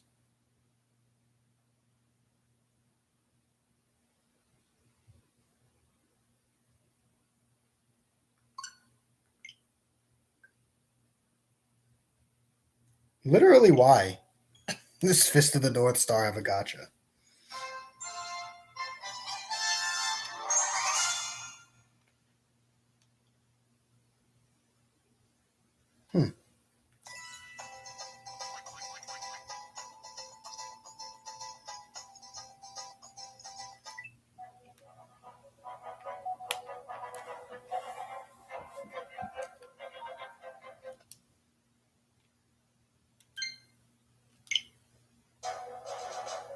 That was weird.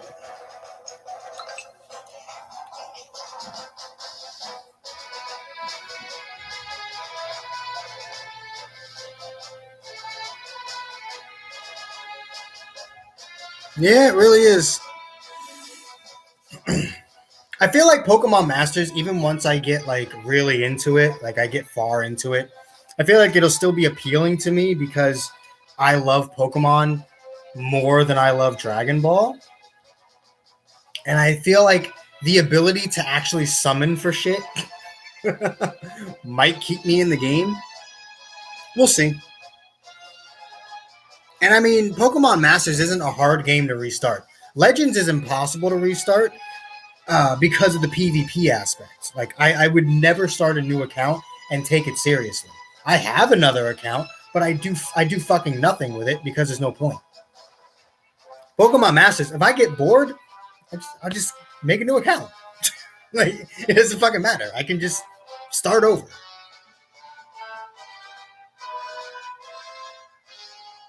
I can just start over Pokemon Masters if I get bored. Legends, you can't really do that. Like Dokkan, you can do that. Masters, you can do that. Legends, you can't.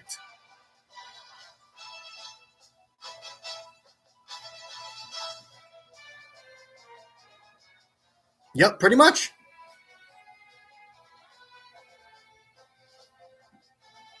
That's why I feel for people who get banned. It's like, yeah, you broke the rules, but hot damn, was it really worth it? Was it really worth it?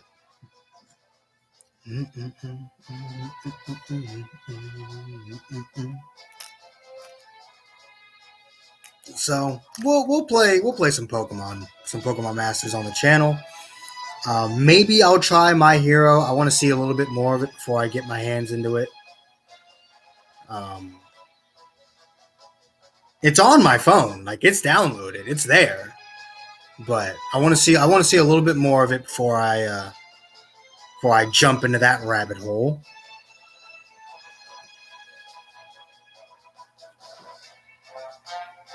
And people always want me to make Dokkan content. The reason why I don't make Dokkan content is because Dokkan is really big. Like Dokkan is fucking. It's a huge file. It's like a 4 gigabyte game. That I just simply don't have the space for Legends, Pokemon Masters, and Dokkan all at once. I just simply don't.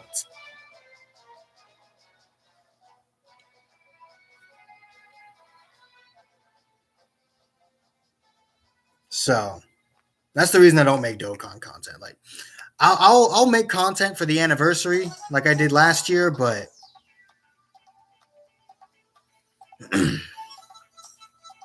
because that video was literally just like I had started a brand new account, grinded some stones, and then summoned on the banner. So that's probably what I'll do for the anniversaries every year.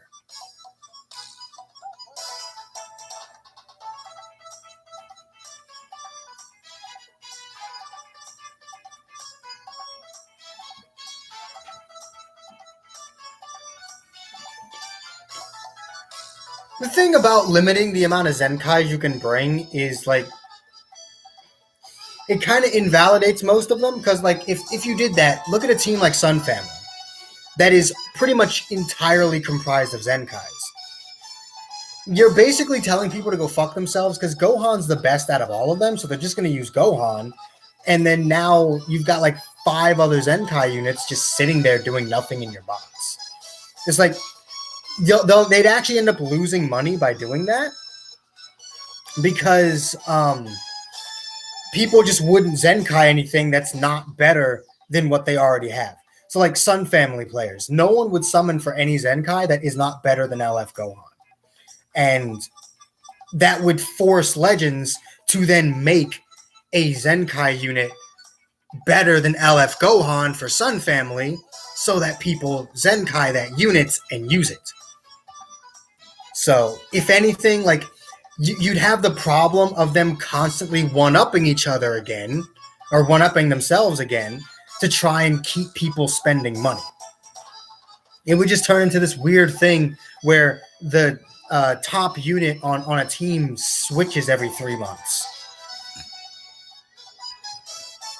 Super Saiyans would be unplayable, almost, because if you wanted to run Super Saiyans with only one Zenkai, you'd be forced to run Bardock as your only Zenkai, which would be very detrimental as Bardock is the worst member of the team on his own.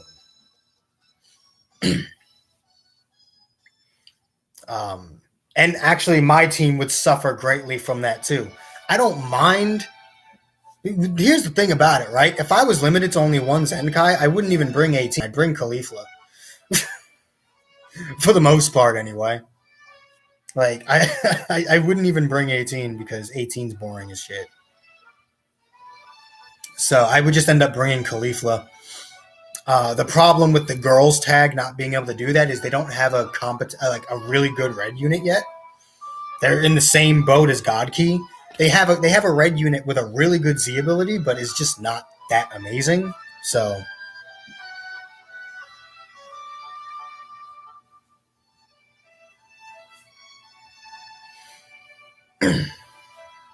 having two Zenkais on the team enables me to not have to worry about that color. My thing is, I don't think they should have Zenkai restrictions. I just think Zenkai shouldn't be so fucking strong to begin with.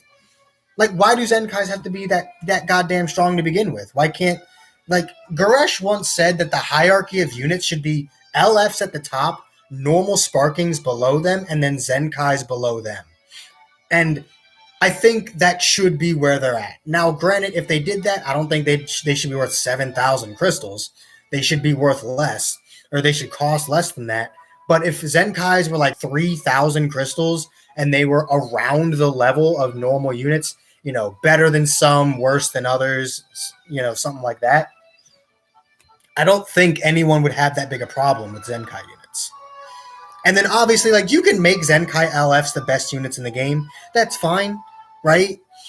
If someone has put the money in and actually has a 7-star LF, fine. Let them run the game with their fucking Zenkai LF. I don't give a shit.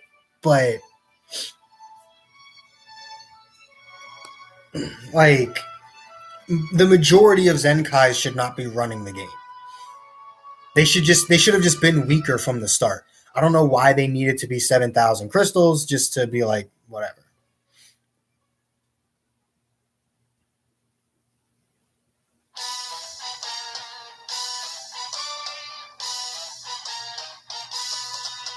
Well, that, and if they're weak, not even like with the amount of crystals we get. Even if we got more crystals, I still don't think they should be worth more than 3,000 because I'm telling you to make them weaker. Part of the appeal that makes Zenkai units worth 7,000 crystals is how fucking strong they are.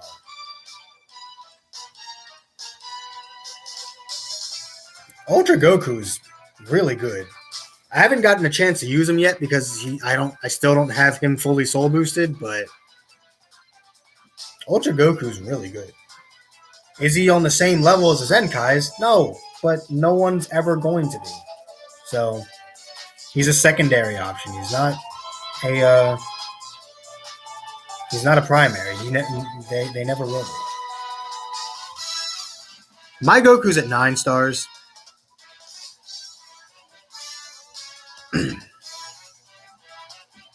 That's all I could be asked to do is 9 stars.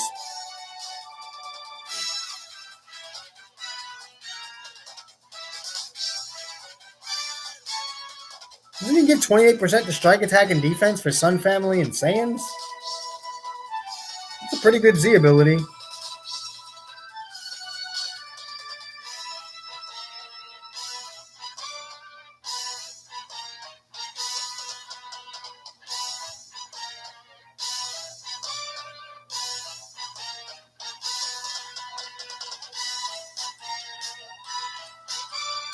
Here's the thing, if he got Ki on that green card, it'd be fucking broken. I think we've all learned that gaining Ki on green cards that give you more cards is not a good combo.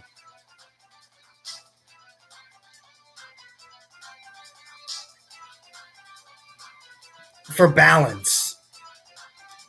Green Goku Black, anybody? You really? And the thing is, Goku's green card can give him priority. At least Goku Black's green card doesn't give him priority.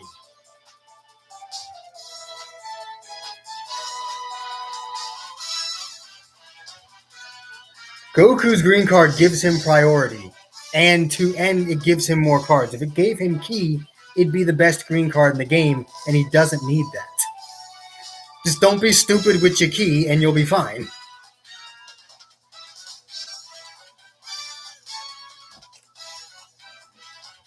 And I mean, hell, fucking yellow Omega number one Vegeta exists to give him all the Ki he needs. If you see you have a green card, swap into him from Vegeta, pop it, bang. At minimum, you've got like 30 Ki. You can use 2 strike cards, which is what you want to be using.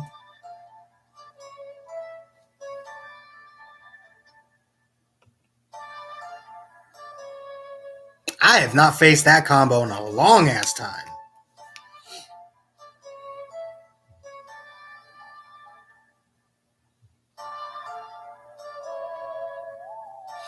I kind of wish DKP wasn't so strong after he transformed. Like, get it, you wanted people to summon for him, but ugh.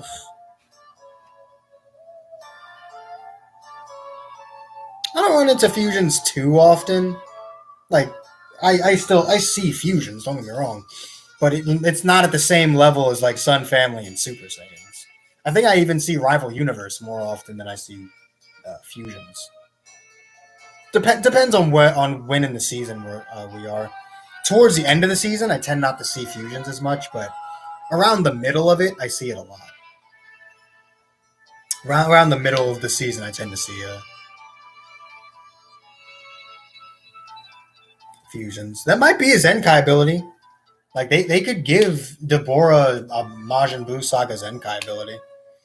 He's going to be Zenkai'd someday. So they could do that for him.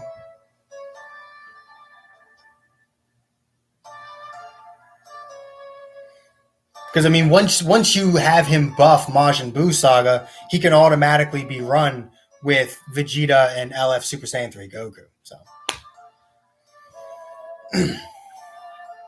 because at least he buffs them.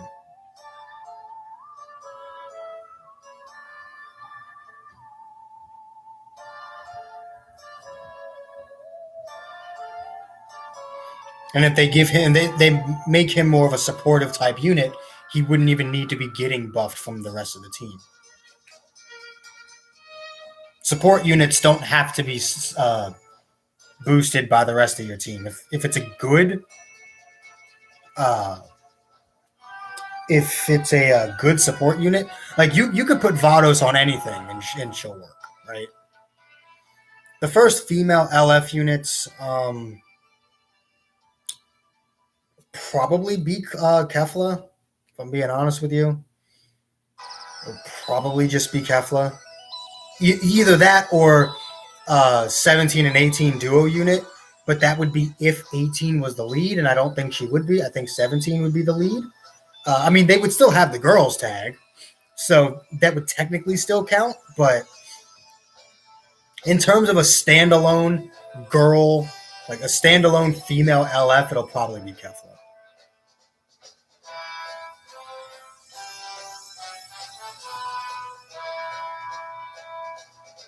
Because I don't see Chi-Chi ever getting one. They're never going to give one to Bulma.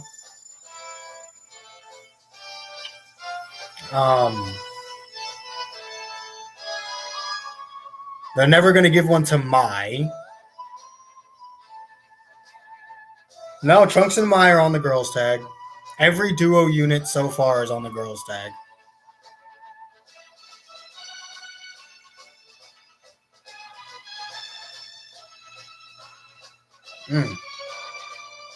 I'm the exact opposite. Kefla and Kefla are probably my favorite parts of the entire Tournament of Power saga.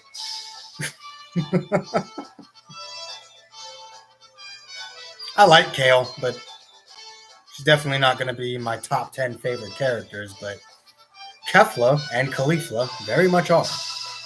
They very much are my top 10 favorite characters.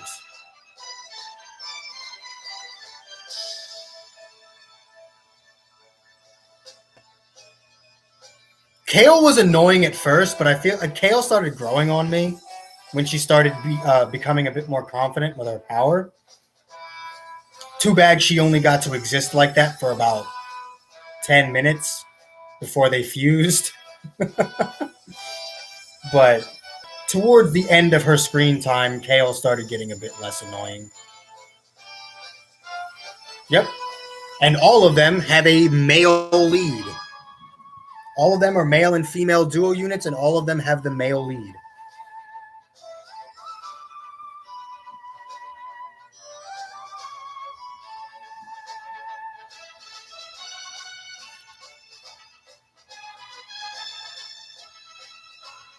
Everyone hates KO, Kefla, and Kefla for being too powerful too quickly, and I'm just like, bro.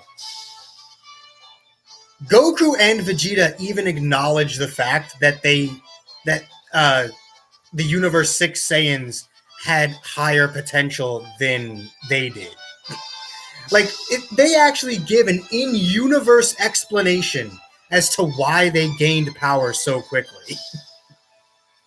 And people were just like, nah, fuck you. How dare you be stronger than my Goku?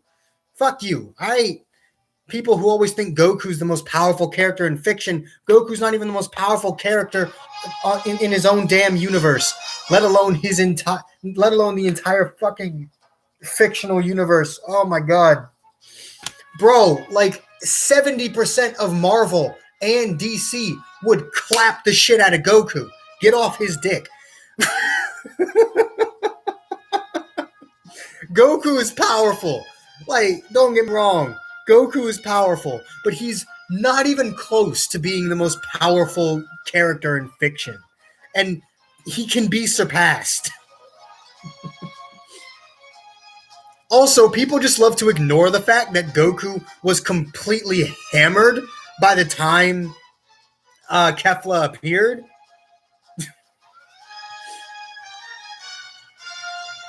Like, if Goku were at full strength, I don't even think Kefla would have equaled Super Saiyan God Goku.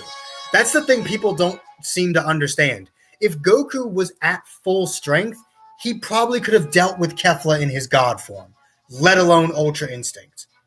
People just seem to forget about the fact that Goku had gotten the shit beat out of him seconds before that fight happened.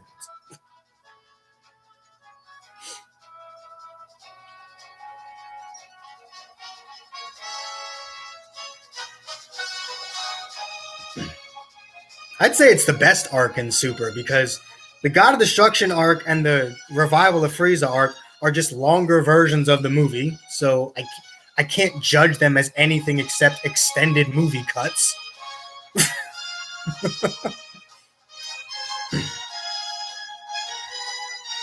Goku can use his energy to heal himself from fatal wounds.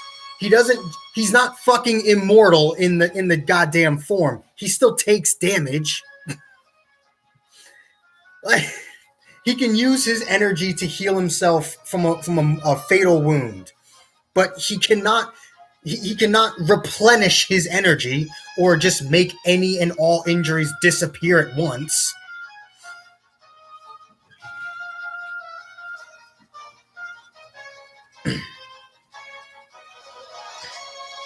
Also, keep in mind, when Goku did that, he very quickly afterwards fell out of his God form because of the energy it took to do that.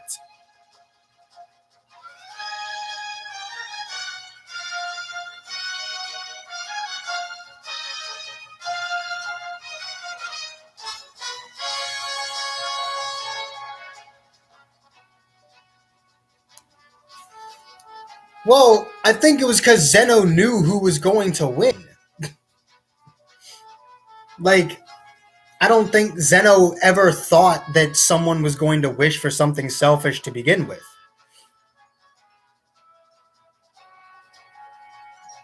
And besides, I think we all knew as an audience that that's what the wish was going to be. We as an audience already knew Universe 7 was going to win, and the wish was going to be to bring everyone back. We all knew going into the damn tournament that that's what was going to happen. So, and Zeno feels like he's meant to be like a representation of the Dragon Ball fan base because he gets hyped over everything, right? Even the smallest shit, like we just like, yeah, just for no reason. So it's like Zeno went into this tournament knowing exactly what was going to happen. Just like us, Universe 7 was going to win, and they were going to wish for the other universes back. That was always going to happen. If you went into the arc expecting anything different, then your expectations were just too high.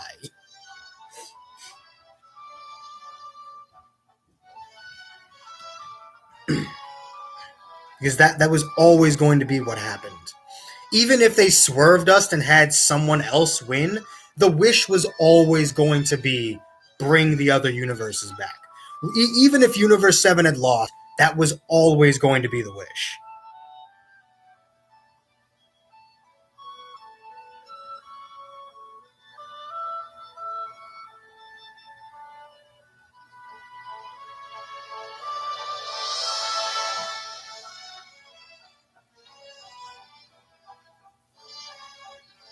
I mean, they kind of had to nerf Hit. If you could kill, then Hit would be the most broken person in the tournament. He's a fucking assassin. You kind of had to nerf Hit.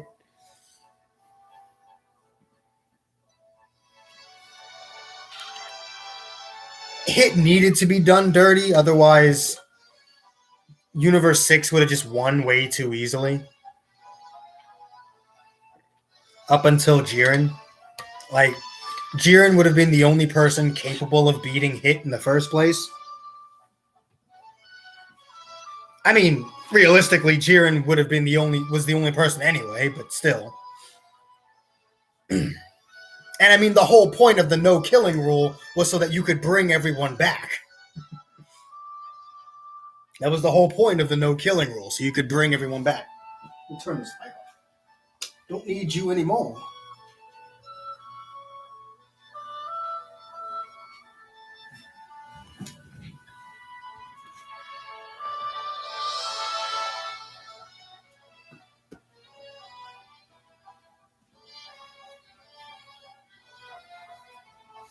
Well, Hit wouldn't use his time skip. He would just use his actual, like, killing techniques against him. But you're right, Hit still wouldn't have beaten Jiren. But if he could kill, he wouldn't have used the time skip at all. He wouldn't have tried using any of these time-based moves once he realized Jiren was too strong for them. He would have just used his assassin killing techniques.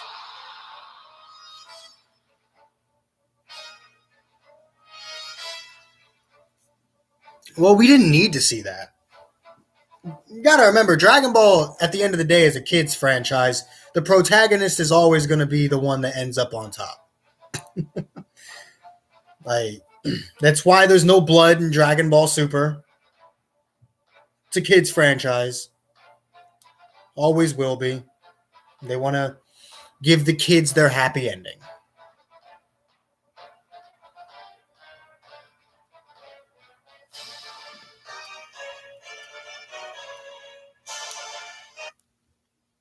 Oops.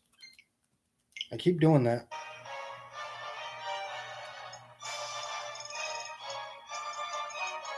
That is ridiculous.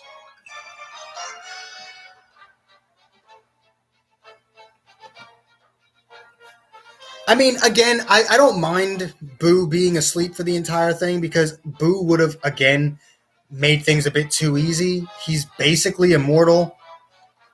So I like the fact that Frieza was a part of the team and not Boo. Boo would have just made it too easy for Universe 7. Besides, Frieza's more powerful than Boo at this point anyway. And it was interesting seeing the dynamic of Frieza working with the good guys.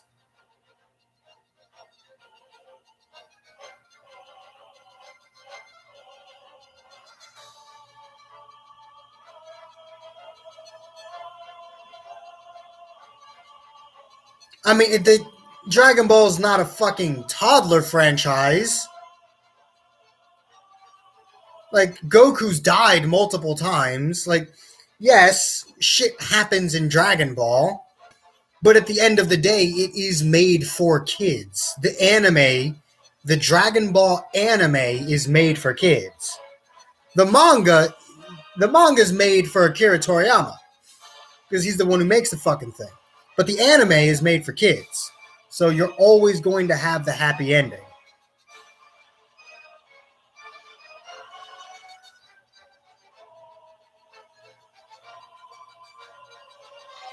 I love the fact that Frieza's around. He's the only villain that ever felt important. Vegeta never felt like he was a final boss. He always felt like he was just a stepping stone for something else. Cell wasn't even a villain. He was just a cocky douchebag trying to test his own power. He was never really a villain. Boo was both not a villain and a villain. Kid Boo was a villain, but Fat Boo wasn't. It was just weird. Super Boo was kind of both as well. Buhan was a villain, but it was just, there's too many versions of the fucker. Beerus is not a villain. He's a god of destruction. He's just doing his job. And then Hit wasn't a villain. Frieza, realistically, Frieza is the only actual villain in Dragon Ball Z and Super.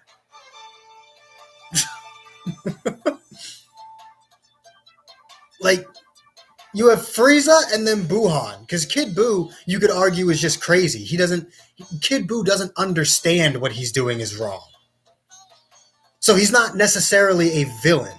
A villain knows what they're doing. Kid Buu, I don't think, had any idea of what he was doing was right or wrong. He was just doing. There was no thought put behind anything. He just did shit.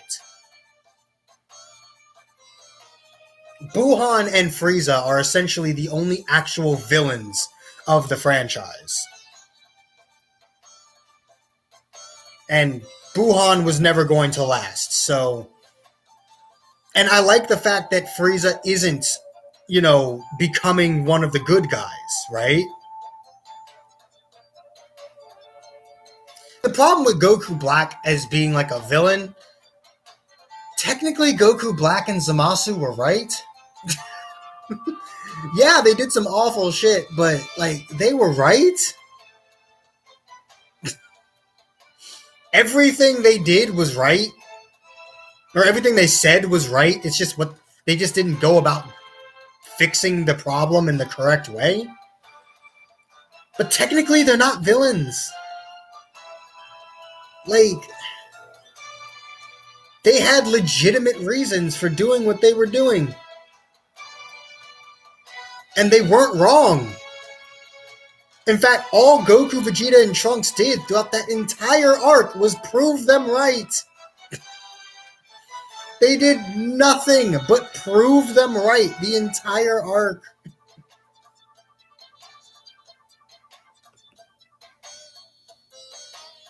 Weirdly enough, Goku is more of the villain in both the Goku Black arc and the Tournament of Power arc. Goku is the reason why the Tournament of Power existed and all those universes got erased. Yes, Goku was always going to want the wish to be bring everyone back, but they didn't know that. They didn't fucking know that. So Goku is honestly more of the villain in these situations because Goku is the reason Goku Black exists, and Goku is the reason the Tournament of Power existed. Goku is the villain of Dragon Ball Super. Goku's the reason Beerus came to Earth. Goku's the reason Frieza came to Earth. Goku's the reason Goku Black destroyed the future. And Goku is the reason the Tournament of Power existed. Every major conflict that existed in Dragon Ball Super was a result of Goku.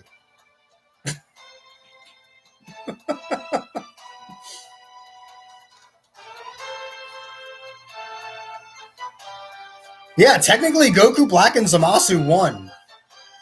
Zeno erased the timeline. Yes, we brought them back to a different version of that time, but in that one timeline, Zeno destroyed it. They won.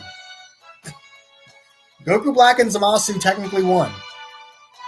They won and lost because they were supposed to still be there. Well, Trunks isn't necessarily. Like, yes, the reason why Zamasu went there was because of the time rift Trunks had created, but Zamasu would have never gone there to begin with had it not been for Goku. So at the end of the day, it's mainly Goku's fault.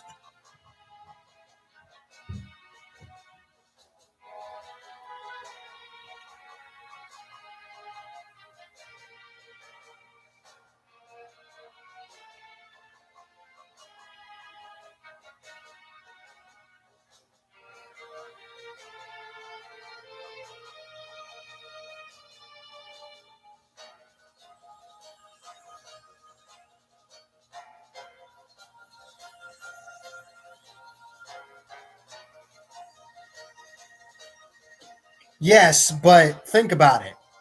What sounds worse? 3 universes being erased?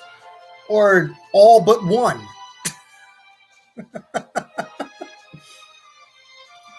Either way you look at it, it's bad, but which one is worse?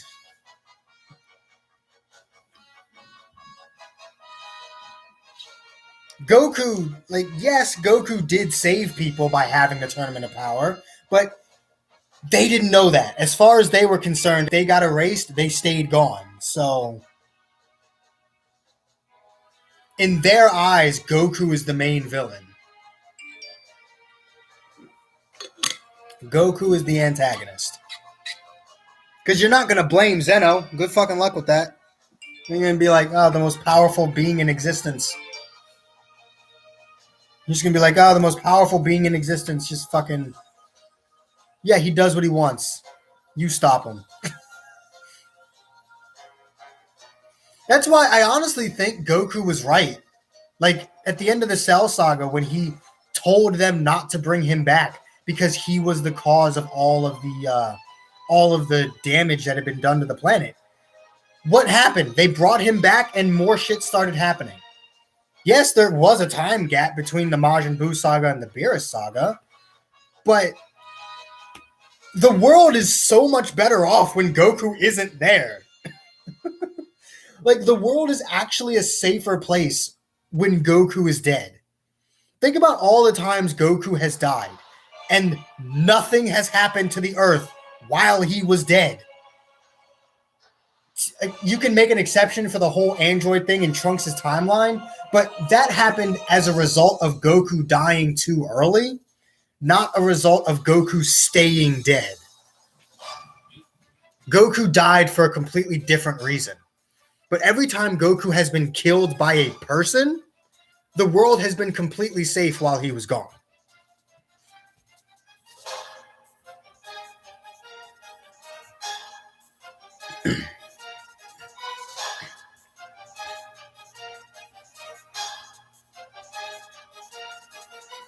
No, but it is Goku's fault that they all got erased because Zeno wasn't going to erase all of them, just the worst one. Zeno was just going to erase the worst one, not all of them. The Tournament of Power, he erased all of them.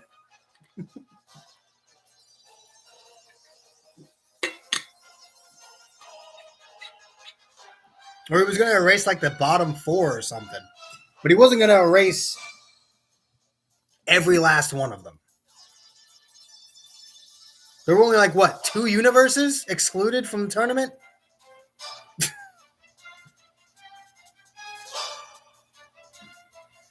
Frost could have been like the nice Frieza, and it would have been cool. But instead, he's just kind of like discount Frieza. It's kind of like dollar store Frieza. It's like Food Lion brand Frieza.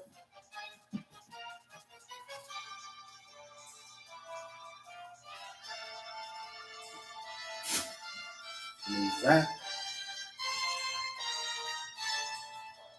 Hold on 1 second.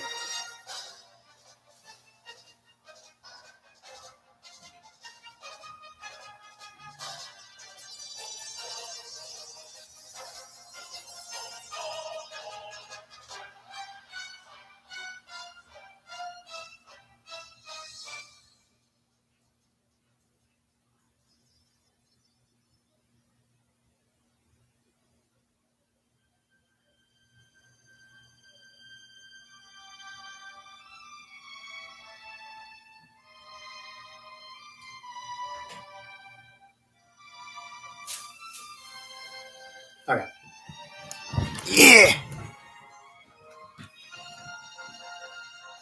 Oh yeah, Legends forgot too. We still don't have a Sparking Frost. To this day, we still don't have a Sparking Frost.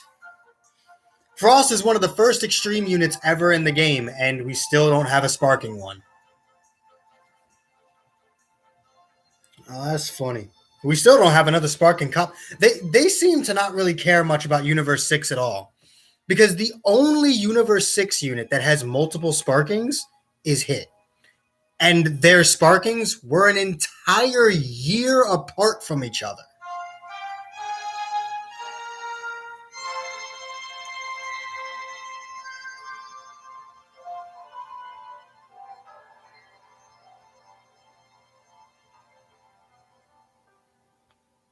It's fucking stupid.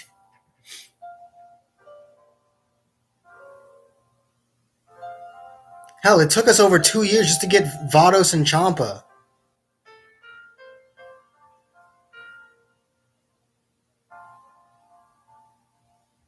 I wouldn't mind that.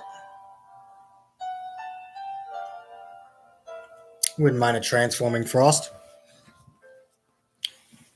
Whatever rival universe buffs we get, I'm okay with, man. Rival Universe is such a fun team.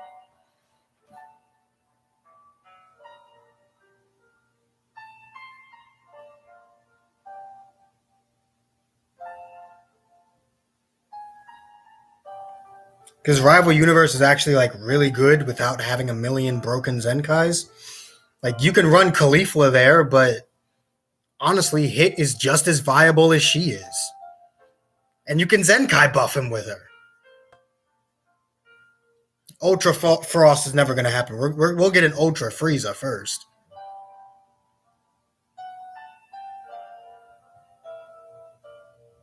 Well, yeah, because like he wasn't in the future, and he was part of the filler arc before the Universe Survival Saga. So I kind of just wish they had just made him Universe Survival Saga, but that's the rule of filler arcs. The rule of filler arcs is it's connected to whatever the most recent arc was.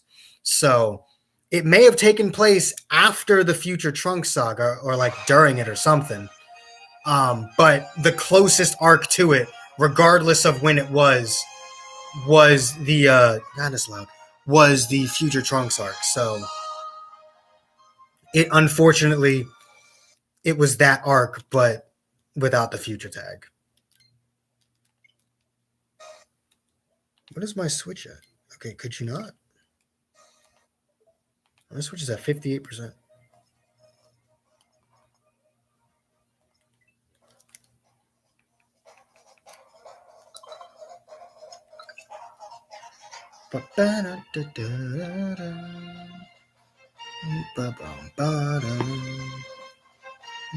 I feel like he should have just been Universe Survival Saga. That way he could get buffed by everyone from that tag.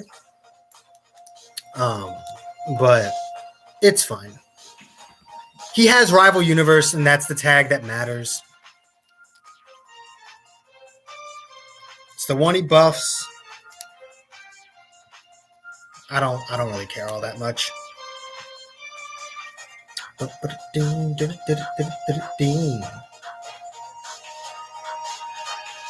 I need to Z power my Topo up to 6 now that I finally have him at 5 stars so I can get that double defense buff.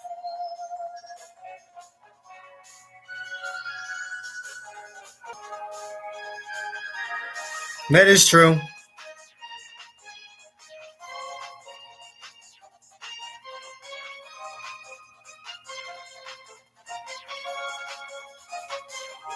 Yeah, Topo was the one unit I didn't pull when he first came out. I had a 3-star UI Goku before I had a 2-star Topo.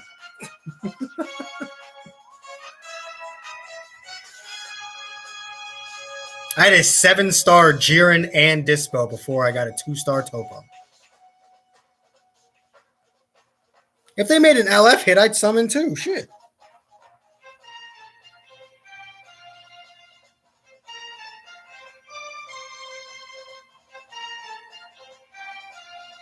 His animations are from the his super animation, yes. But his green card animation is from the point where Zamasu was taunting Goku about killing his family. That's where his green card is from. And his super animation has been used in multiple places. Like if you pay attention to the arcs, that combo that he does is visible in every arc. So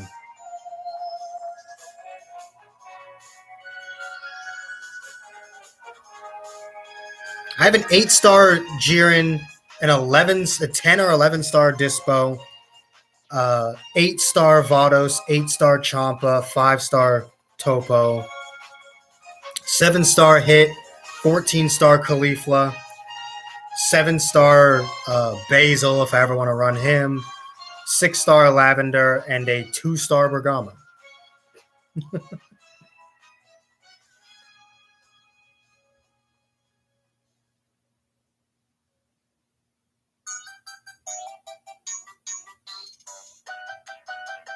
Hey, some old school Mario shits. Lavender is good at crippling the enemy team, but he's not very good on his own. Like if Lavender's the last one left, you're pretty much screwed. But oh yeah, I'm looking forward to the new Goku event. I'm not looking forward to all them fucking missions. I'm not looking forward to that, but I'm looking forward to grinding these Gokus. I'm gonna try my best to get them all to 14 stars. Yeah, for the sake of the content, I'm gonna try and get them all to 14.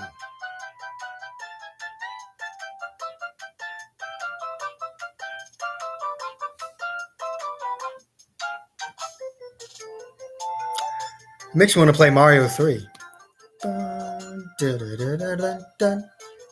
that's Mario 3 music. I didn't even know that was in Mario Galaxy. Holy shit. I didn't know all these retro songs were actually in it. It's been so long since I've played Mario Galaxy. I've been playing Mario 64 on here. I've been going in order.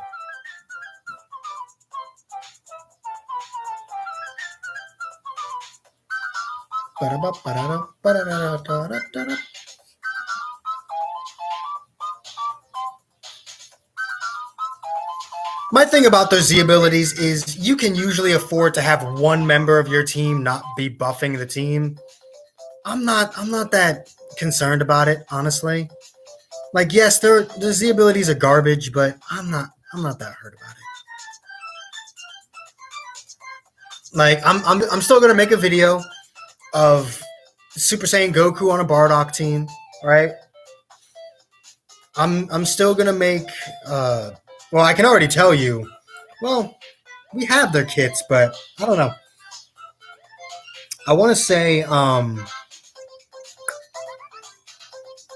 don't know. None of them are necessarily outstanding, so I couldn't really tell you which one's going to be the best. I think they're all relatively equal. Yeah, like I'm gonna run Super Saiyan Goku on a Super Saiyan team. I'm gonna run base Goku on like a Saiyan Saga team because I can. It's like you can just put them all on random Saiyan teams and it'll work. You can just rotate them out. Essentially, like if you're missing a color for your Saiyan team, just throw one of them on it. You'll be fine. Like my you are number 1 Vegeta is only at 2 stars. So I'm probably gonna put the Super Saiyan 3 Goku voice crack. That's how you know I've been talking for too long. I'm probably gonna put Super Saiyan 3 Goku on there, so it's fine. I'm not gonna lie, even his Zenkai abilities aren't really all that great. Like he's gonna be mid at best. Like mid tier 1. Like mid to high tier 1, maybe low S just because of his stats. But he doesn't seem that impressive to me. Also, is that too loud? I've been playing this for the past like hour. Is that too loud? Or is it not loud enough? Because I feel like some of the songs are much louder than others.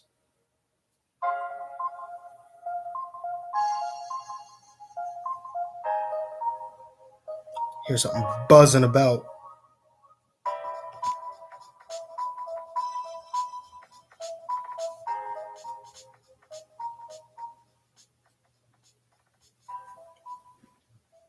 What the fuck happened to that comment halfway through it?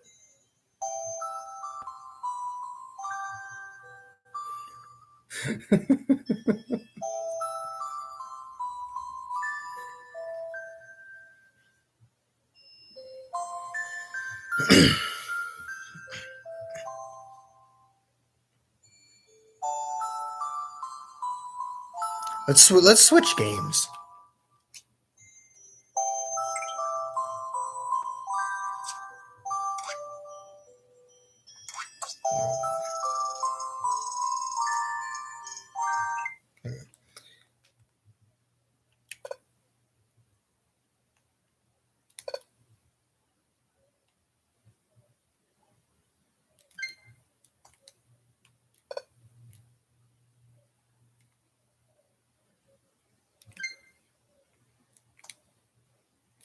No, for the love of God.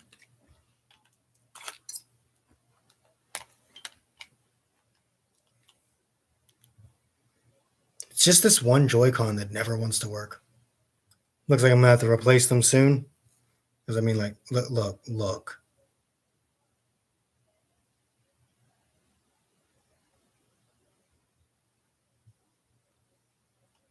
Stop being a complete. This one works. Why don't you work? Oh, there we go. All right, Mario 64 or Mario Sunshine? Which soundtrack we going to? Purple Buhan's actually pretty good, but it's just that strike damage. But at the same time, if you're running an offensive regen team, it's hyper blast based anyway. So best unit of each color. Well, I think we already know what my red and yellow picks are. In fact, I think you can tell who my red, yellow, and green picks would be, because it's quite easy to tell which unit is my favorite, or not my favorite, the best of shit.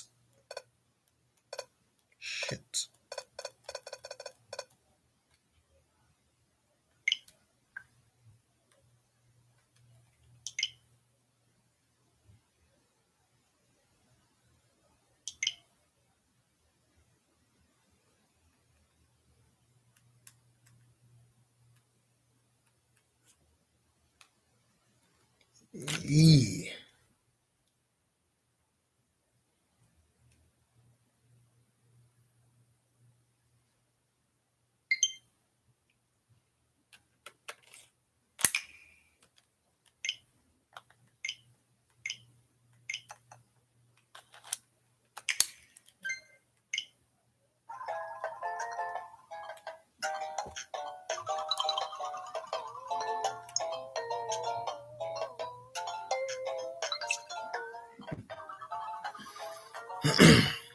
Best unit of each color excluding Zenkais.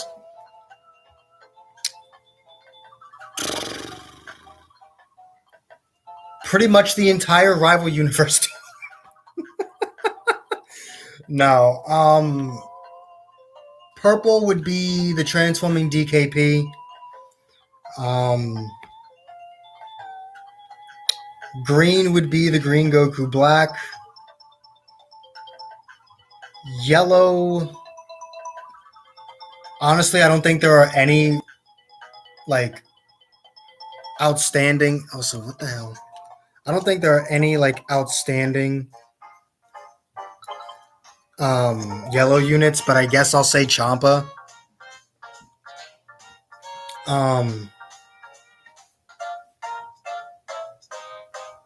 Because I do think Champa is just better than Gogeta Blue. Red. If you have him at high stars, Bergamo. If not, then probably Ultra Goku. And then what's left? Blue. Vegito Blue.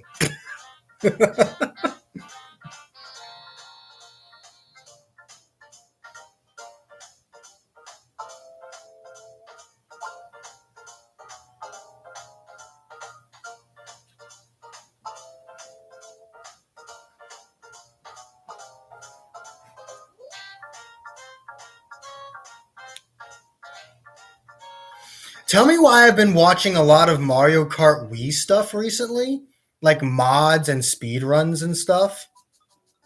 I don't know why. I've been watching a lot of Mario Kart Wii stuff.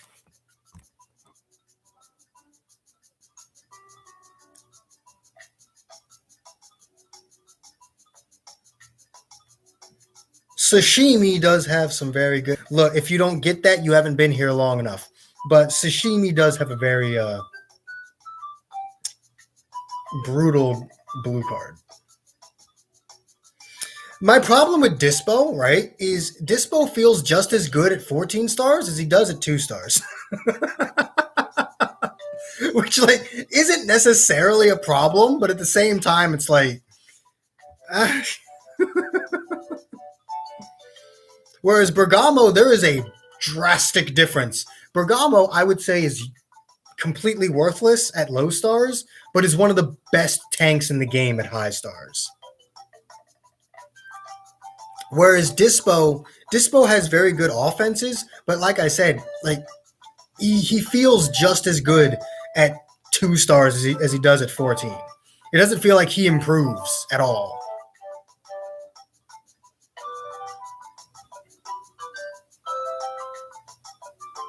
Maybe he does a bit more blast damage. It feels like his strike damage is the same, though. Like, regardless of his star count, I feel like his strike damage is the fucking same. And he can tank for the first, like, 20 counts. Because remember, he gets, like, 50% reduced damage for the first, like, 20 counts. Because he gets the 30% for the first 20 counts. And then he gets 20% for, like, 60 counts. So for the first 20 counts of the battle, he's actually pretty tanky. But past that point, that's why it's very smart to lead Dispo. Because Dispo doesn't need Vados to do a lot of damage. And it can allow you to lose priority once and be perfectly fine.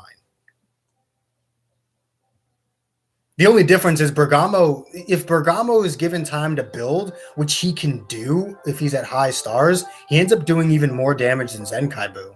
So I would argue a late game 14-star Bergamo is better than a 14-star Zenkai 7 Buu. Like, genuinely. Late game Bergamo is probably the best unit in the game, except LF Gohan. Like, late game Bergamo is dumb. Obviously excluding his ult, which obviously does more damage the more battle members you have, but he's definitely the best non-Zenkai late game. Like, he's one of those late game units that really essentially guarantee you a win if the match lasts long enough. We should be fucking broken if he got a Zenkai. We should be absolutely broken. Well, depending on what they did with him. If they focused on the supportive aspect, he'd be fucking broken. But if they gave him like more damage or something like that, if the Zenkai buff only affected him and not his support abilities, then he'd probably be he'd be really good, but he wouldn't be like the best unit in the game. But a Zenkai Whis would have the potential of being better than Vados.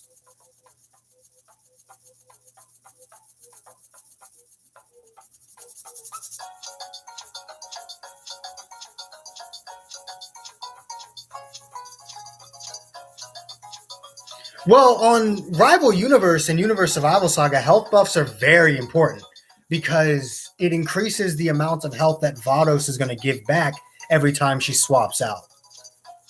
So health is actually very useful for any team that has Vados on it. Because it essentially makes it so that you're healing more each time. You have more health to lose, and she's going to heal more of it.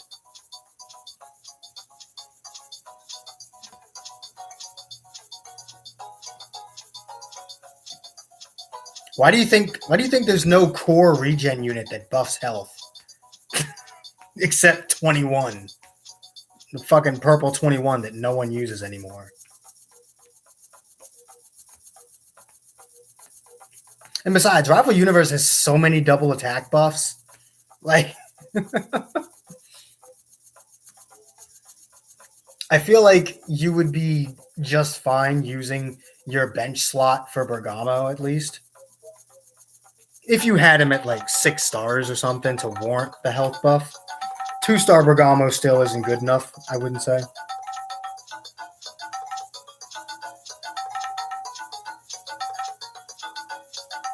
I stopped using Jiren on my Rival Universe team. He's not even on the team anymore. Like, he's not even on bench anymore.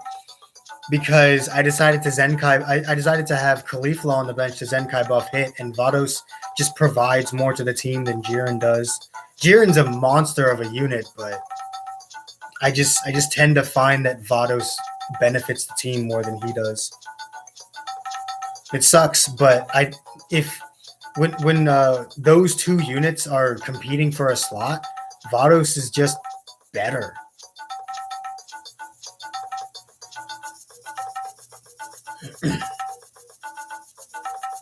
I like Ginyu Goku.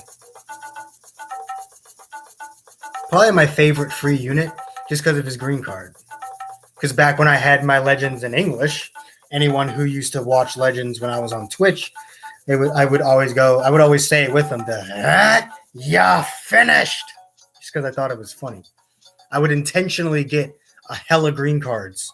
I even did a video where I intentionally brought green Ginyu just so I could have a full hand, just 4 green cards, just so I could spam it in someone's, just so I could spam Ginyu Goku's green card in someone's face to piss them off.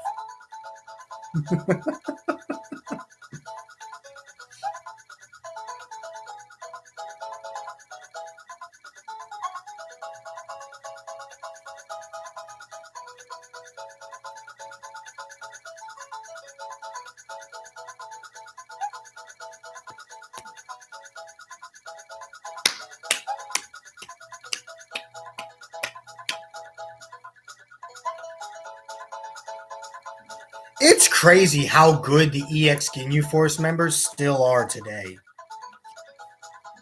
Like, you can use them in the meta today. You have to have them at high stars, but they've been out for almost 2 years. That's not that hard.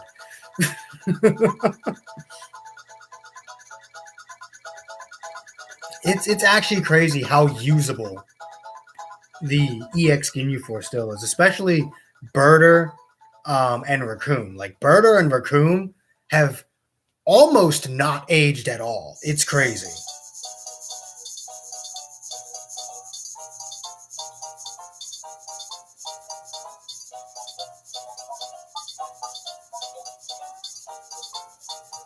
Guldo would be a pain.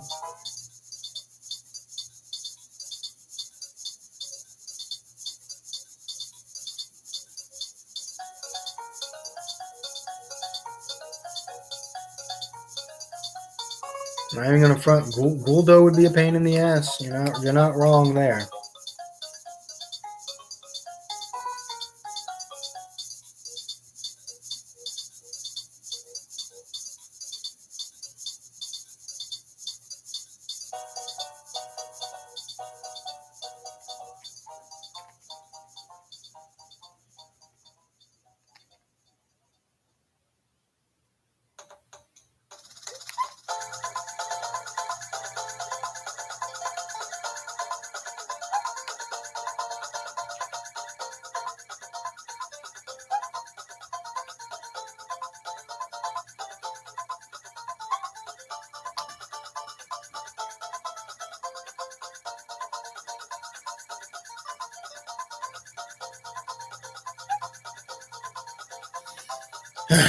We've been here for almost 3 hours.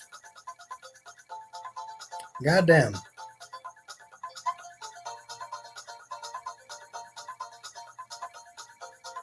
I don't have to imagine it. It's probably going to happen at some point.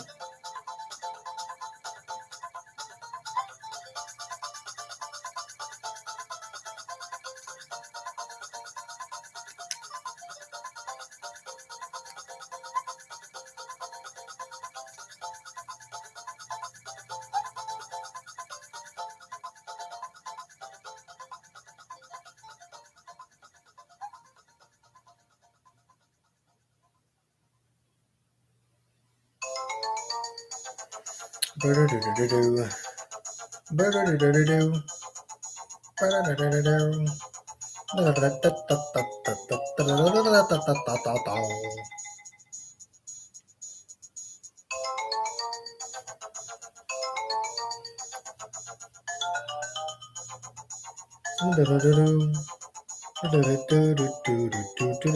Do-do-do-do-do-do. We might as well just extend this stream 13 more minutes to reach the. Oh, I forgot. My volume button doesn't work anymore. I have to grab the other remotes.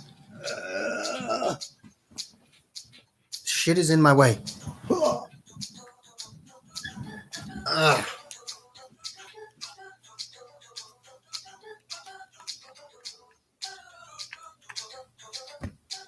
Imagine that. I got to use the original TV remote because the fucking volume doesn't work here.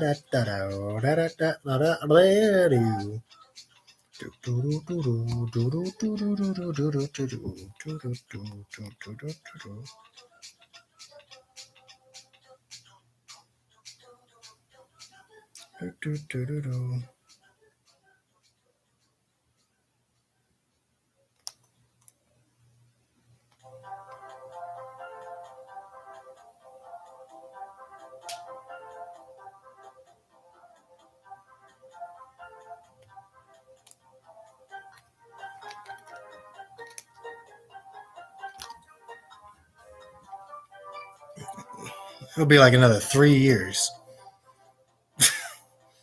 No, long Ultra Goku. Ultra Goku first has to become a summonable unit, which already isn't going to happen until next year.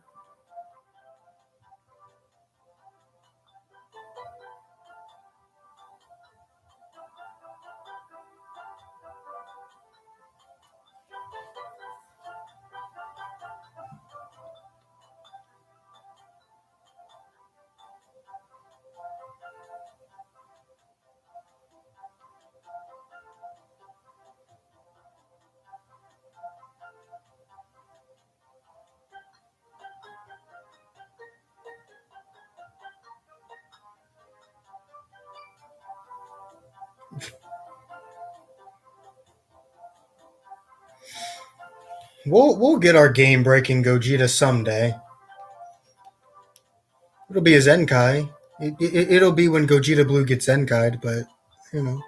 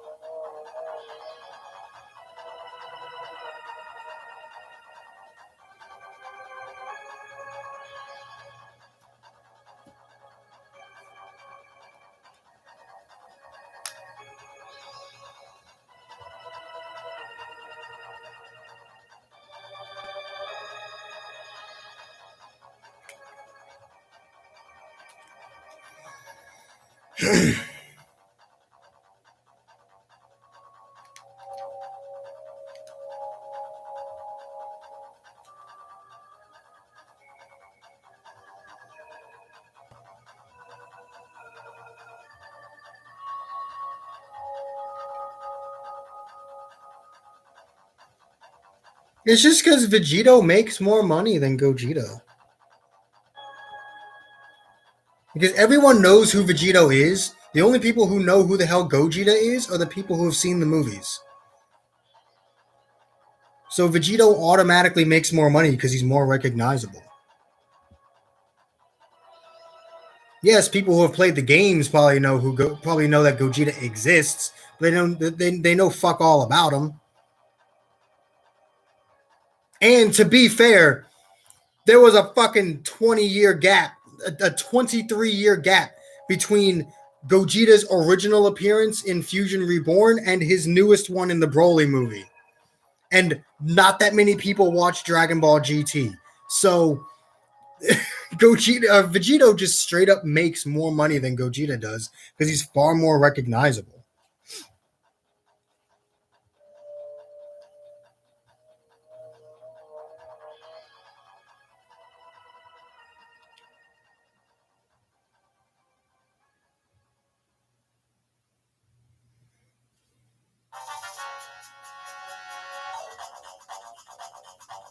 Oh yeah,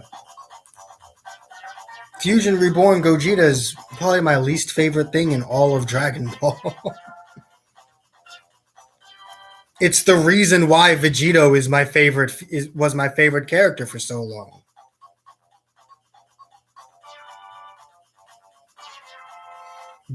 Fusion Reborn Gogeta is the reason Vegito was my favorite character. Is my favorite character and has been for so long.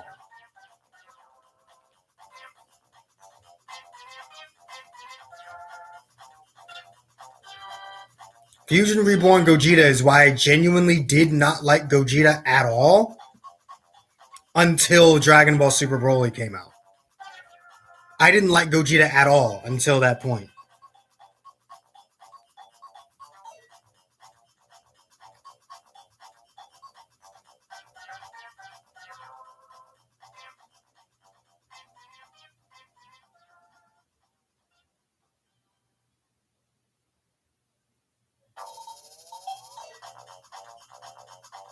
Did that just restart?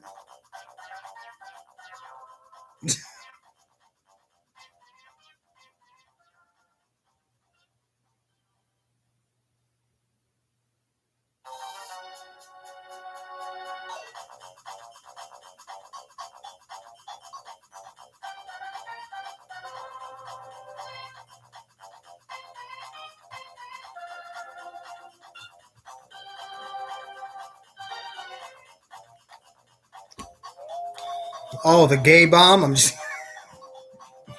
Nah, the Soul Punisher looks cool.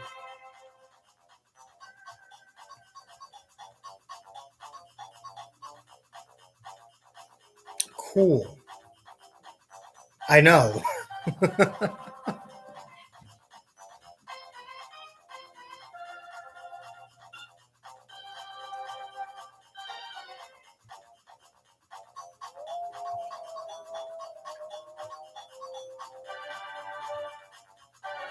Getting tired.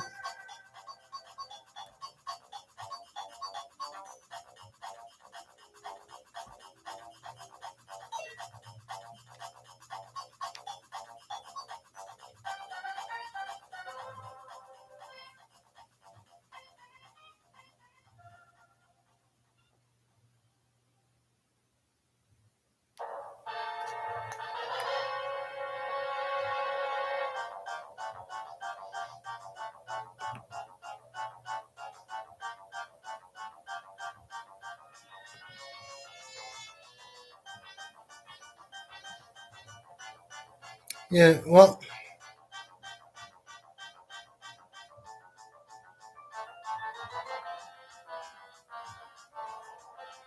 be fair, it was called the Soul Punisher originally because of its connection with Janemba and everything.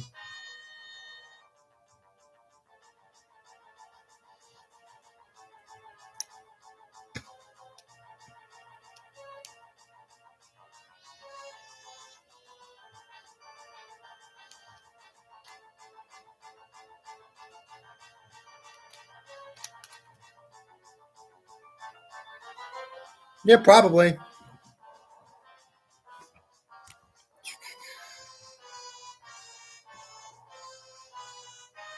We got 3 more minutes left of the stream. I suppose I can sit up.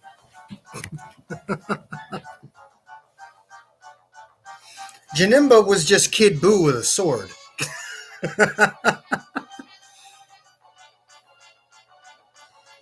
Janimba was just fucking Kid Buu with a sword.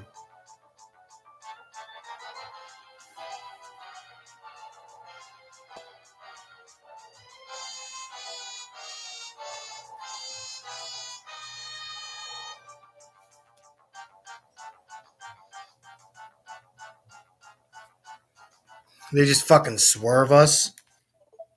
Shit. All these fucking GT and Universe Survival Saga buffs, and we just get fucking Super Saiyan 4 Vegito. But he still buffs GT. Because they genuinely think, because they fucking thought no one would notice.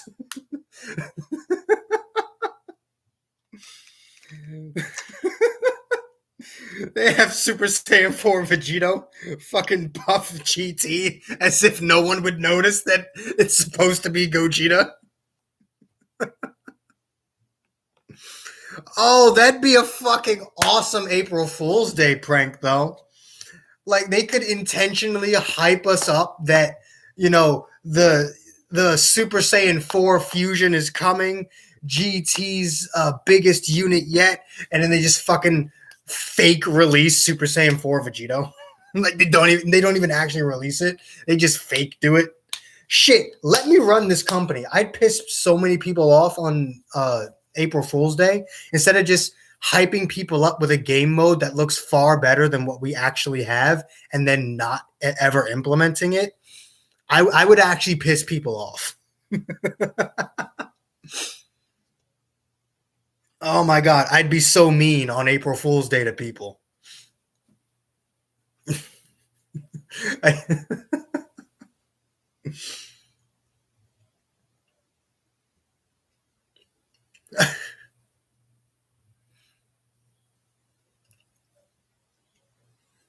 I would look at tags that had that like need a color,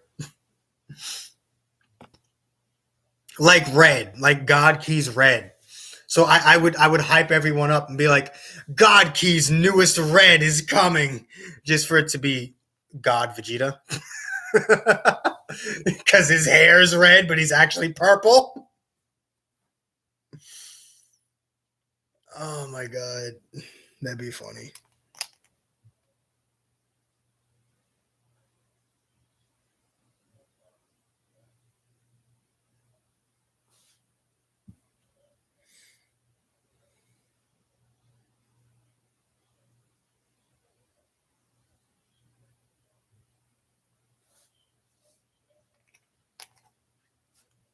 Yep, and they did it for the whole octopus thing as well.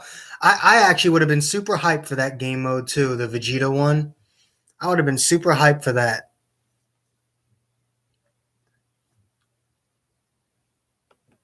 I do the tournament of power mode just for the sake of doing it. Free rare metals, free crystals. Why not? Speaking of which, I think I need to do my tournament of power mode. I think that is something I actually have to do.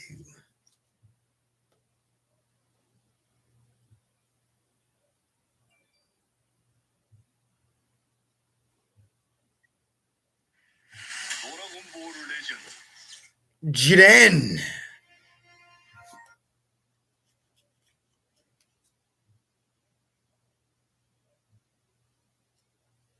I was easily like, bro, this is actually better.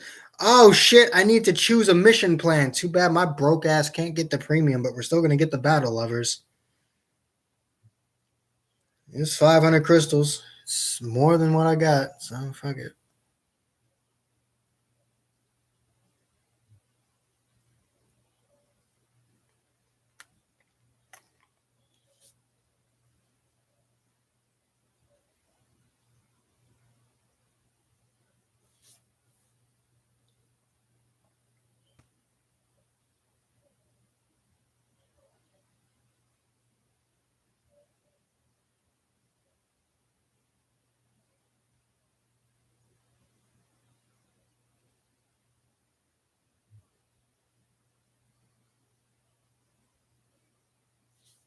Ultra Candy Vegito.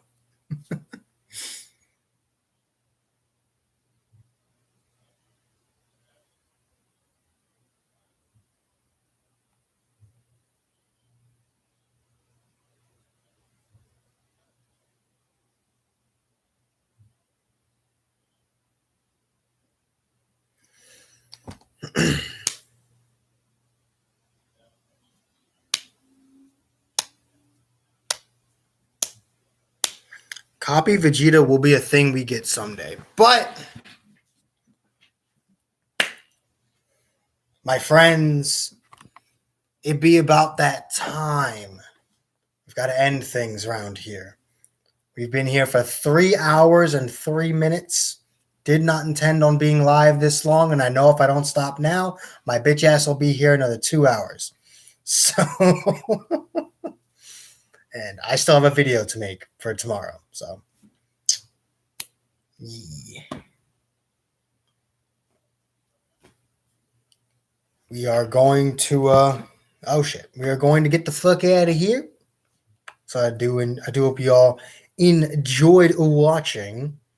Enjoyed being here with me.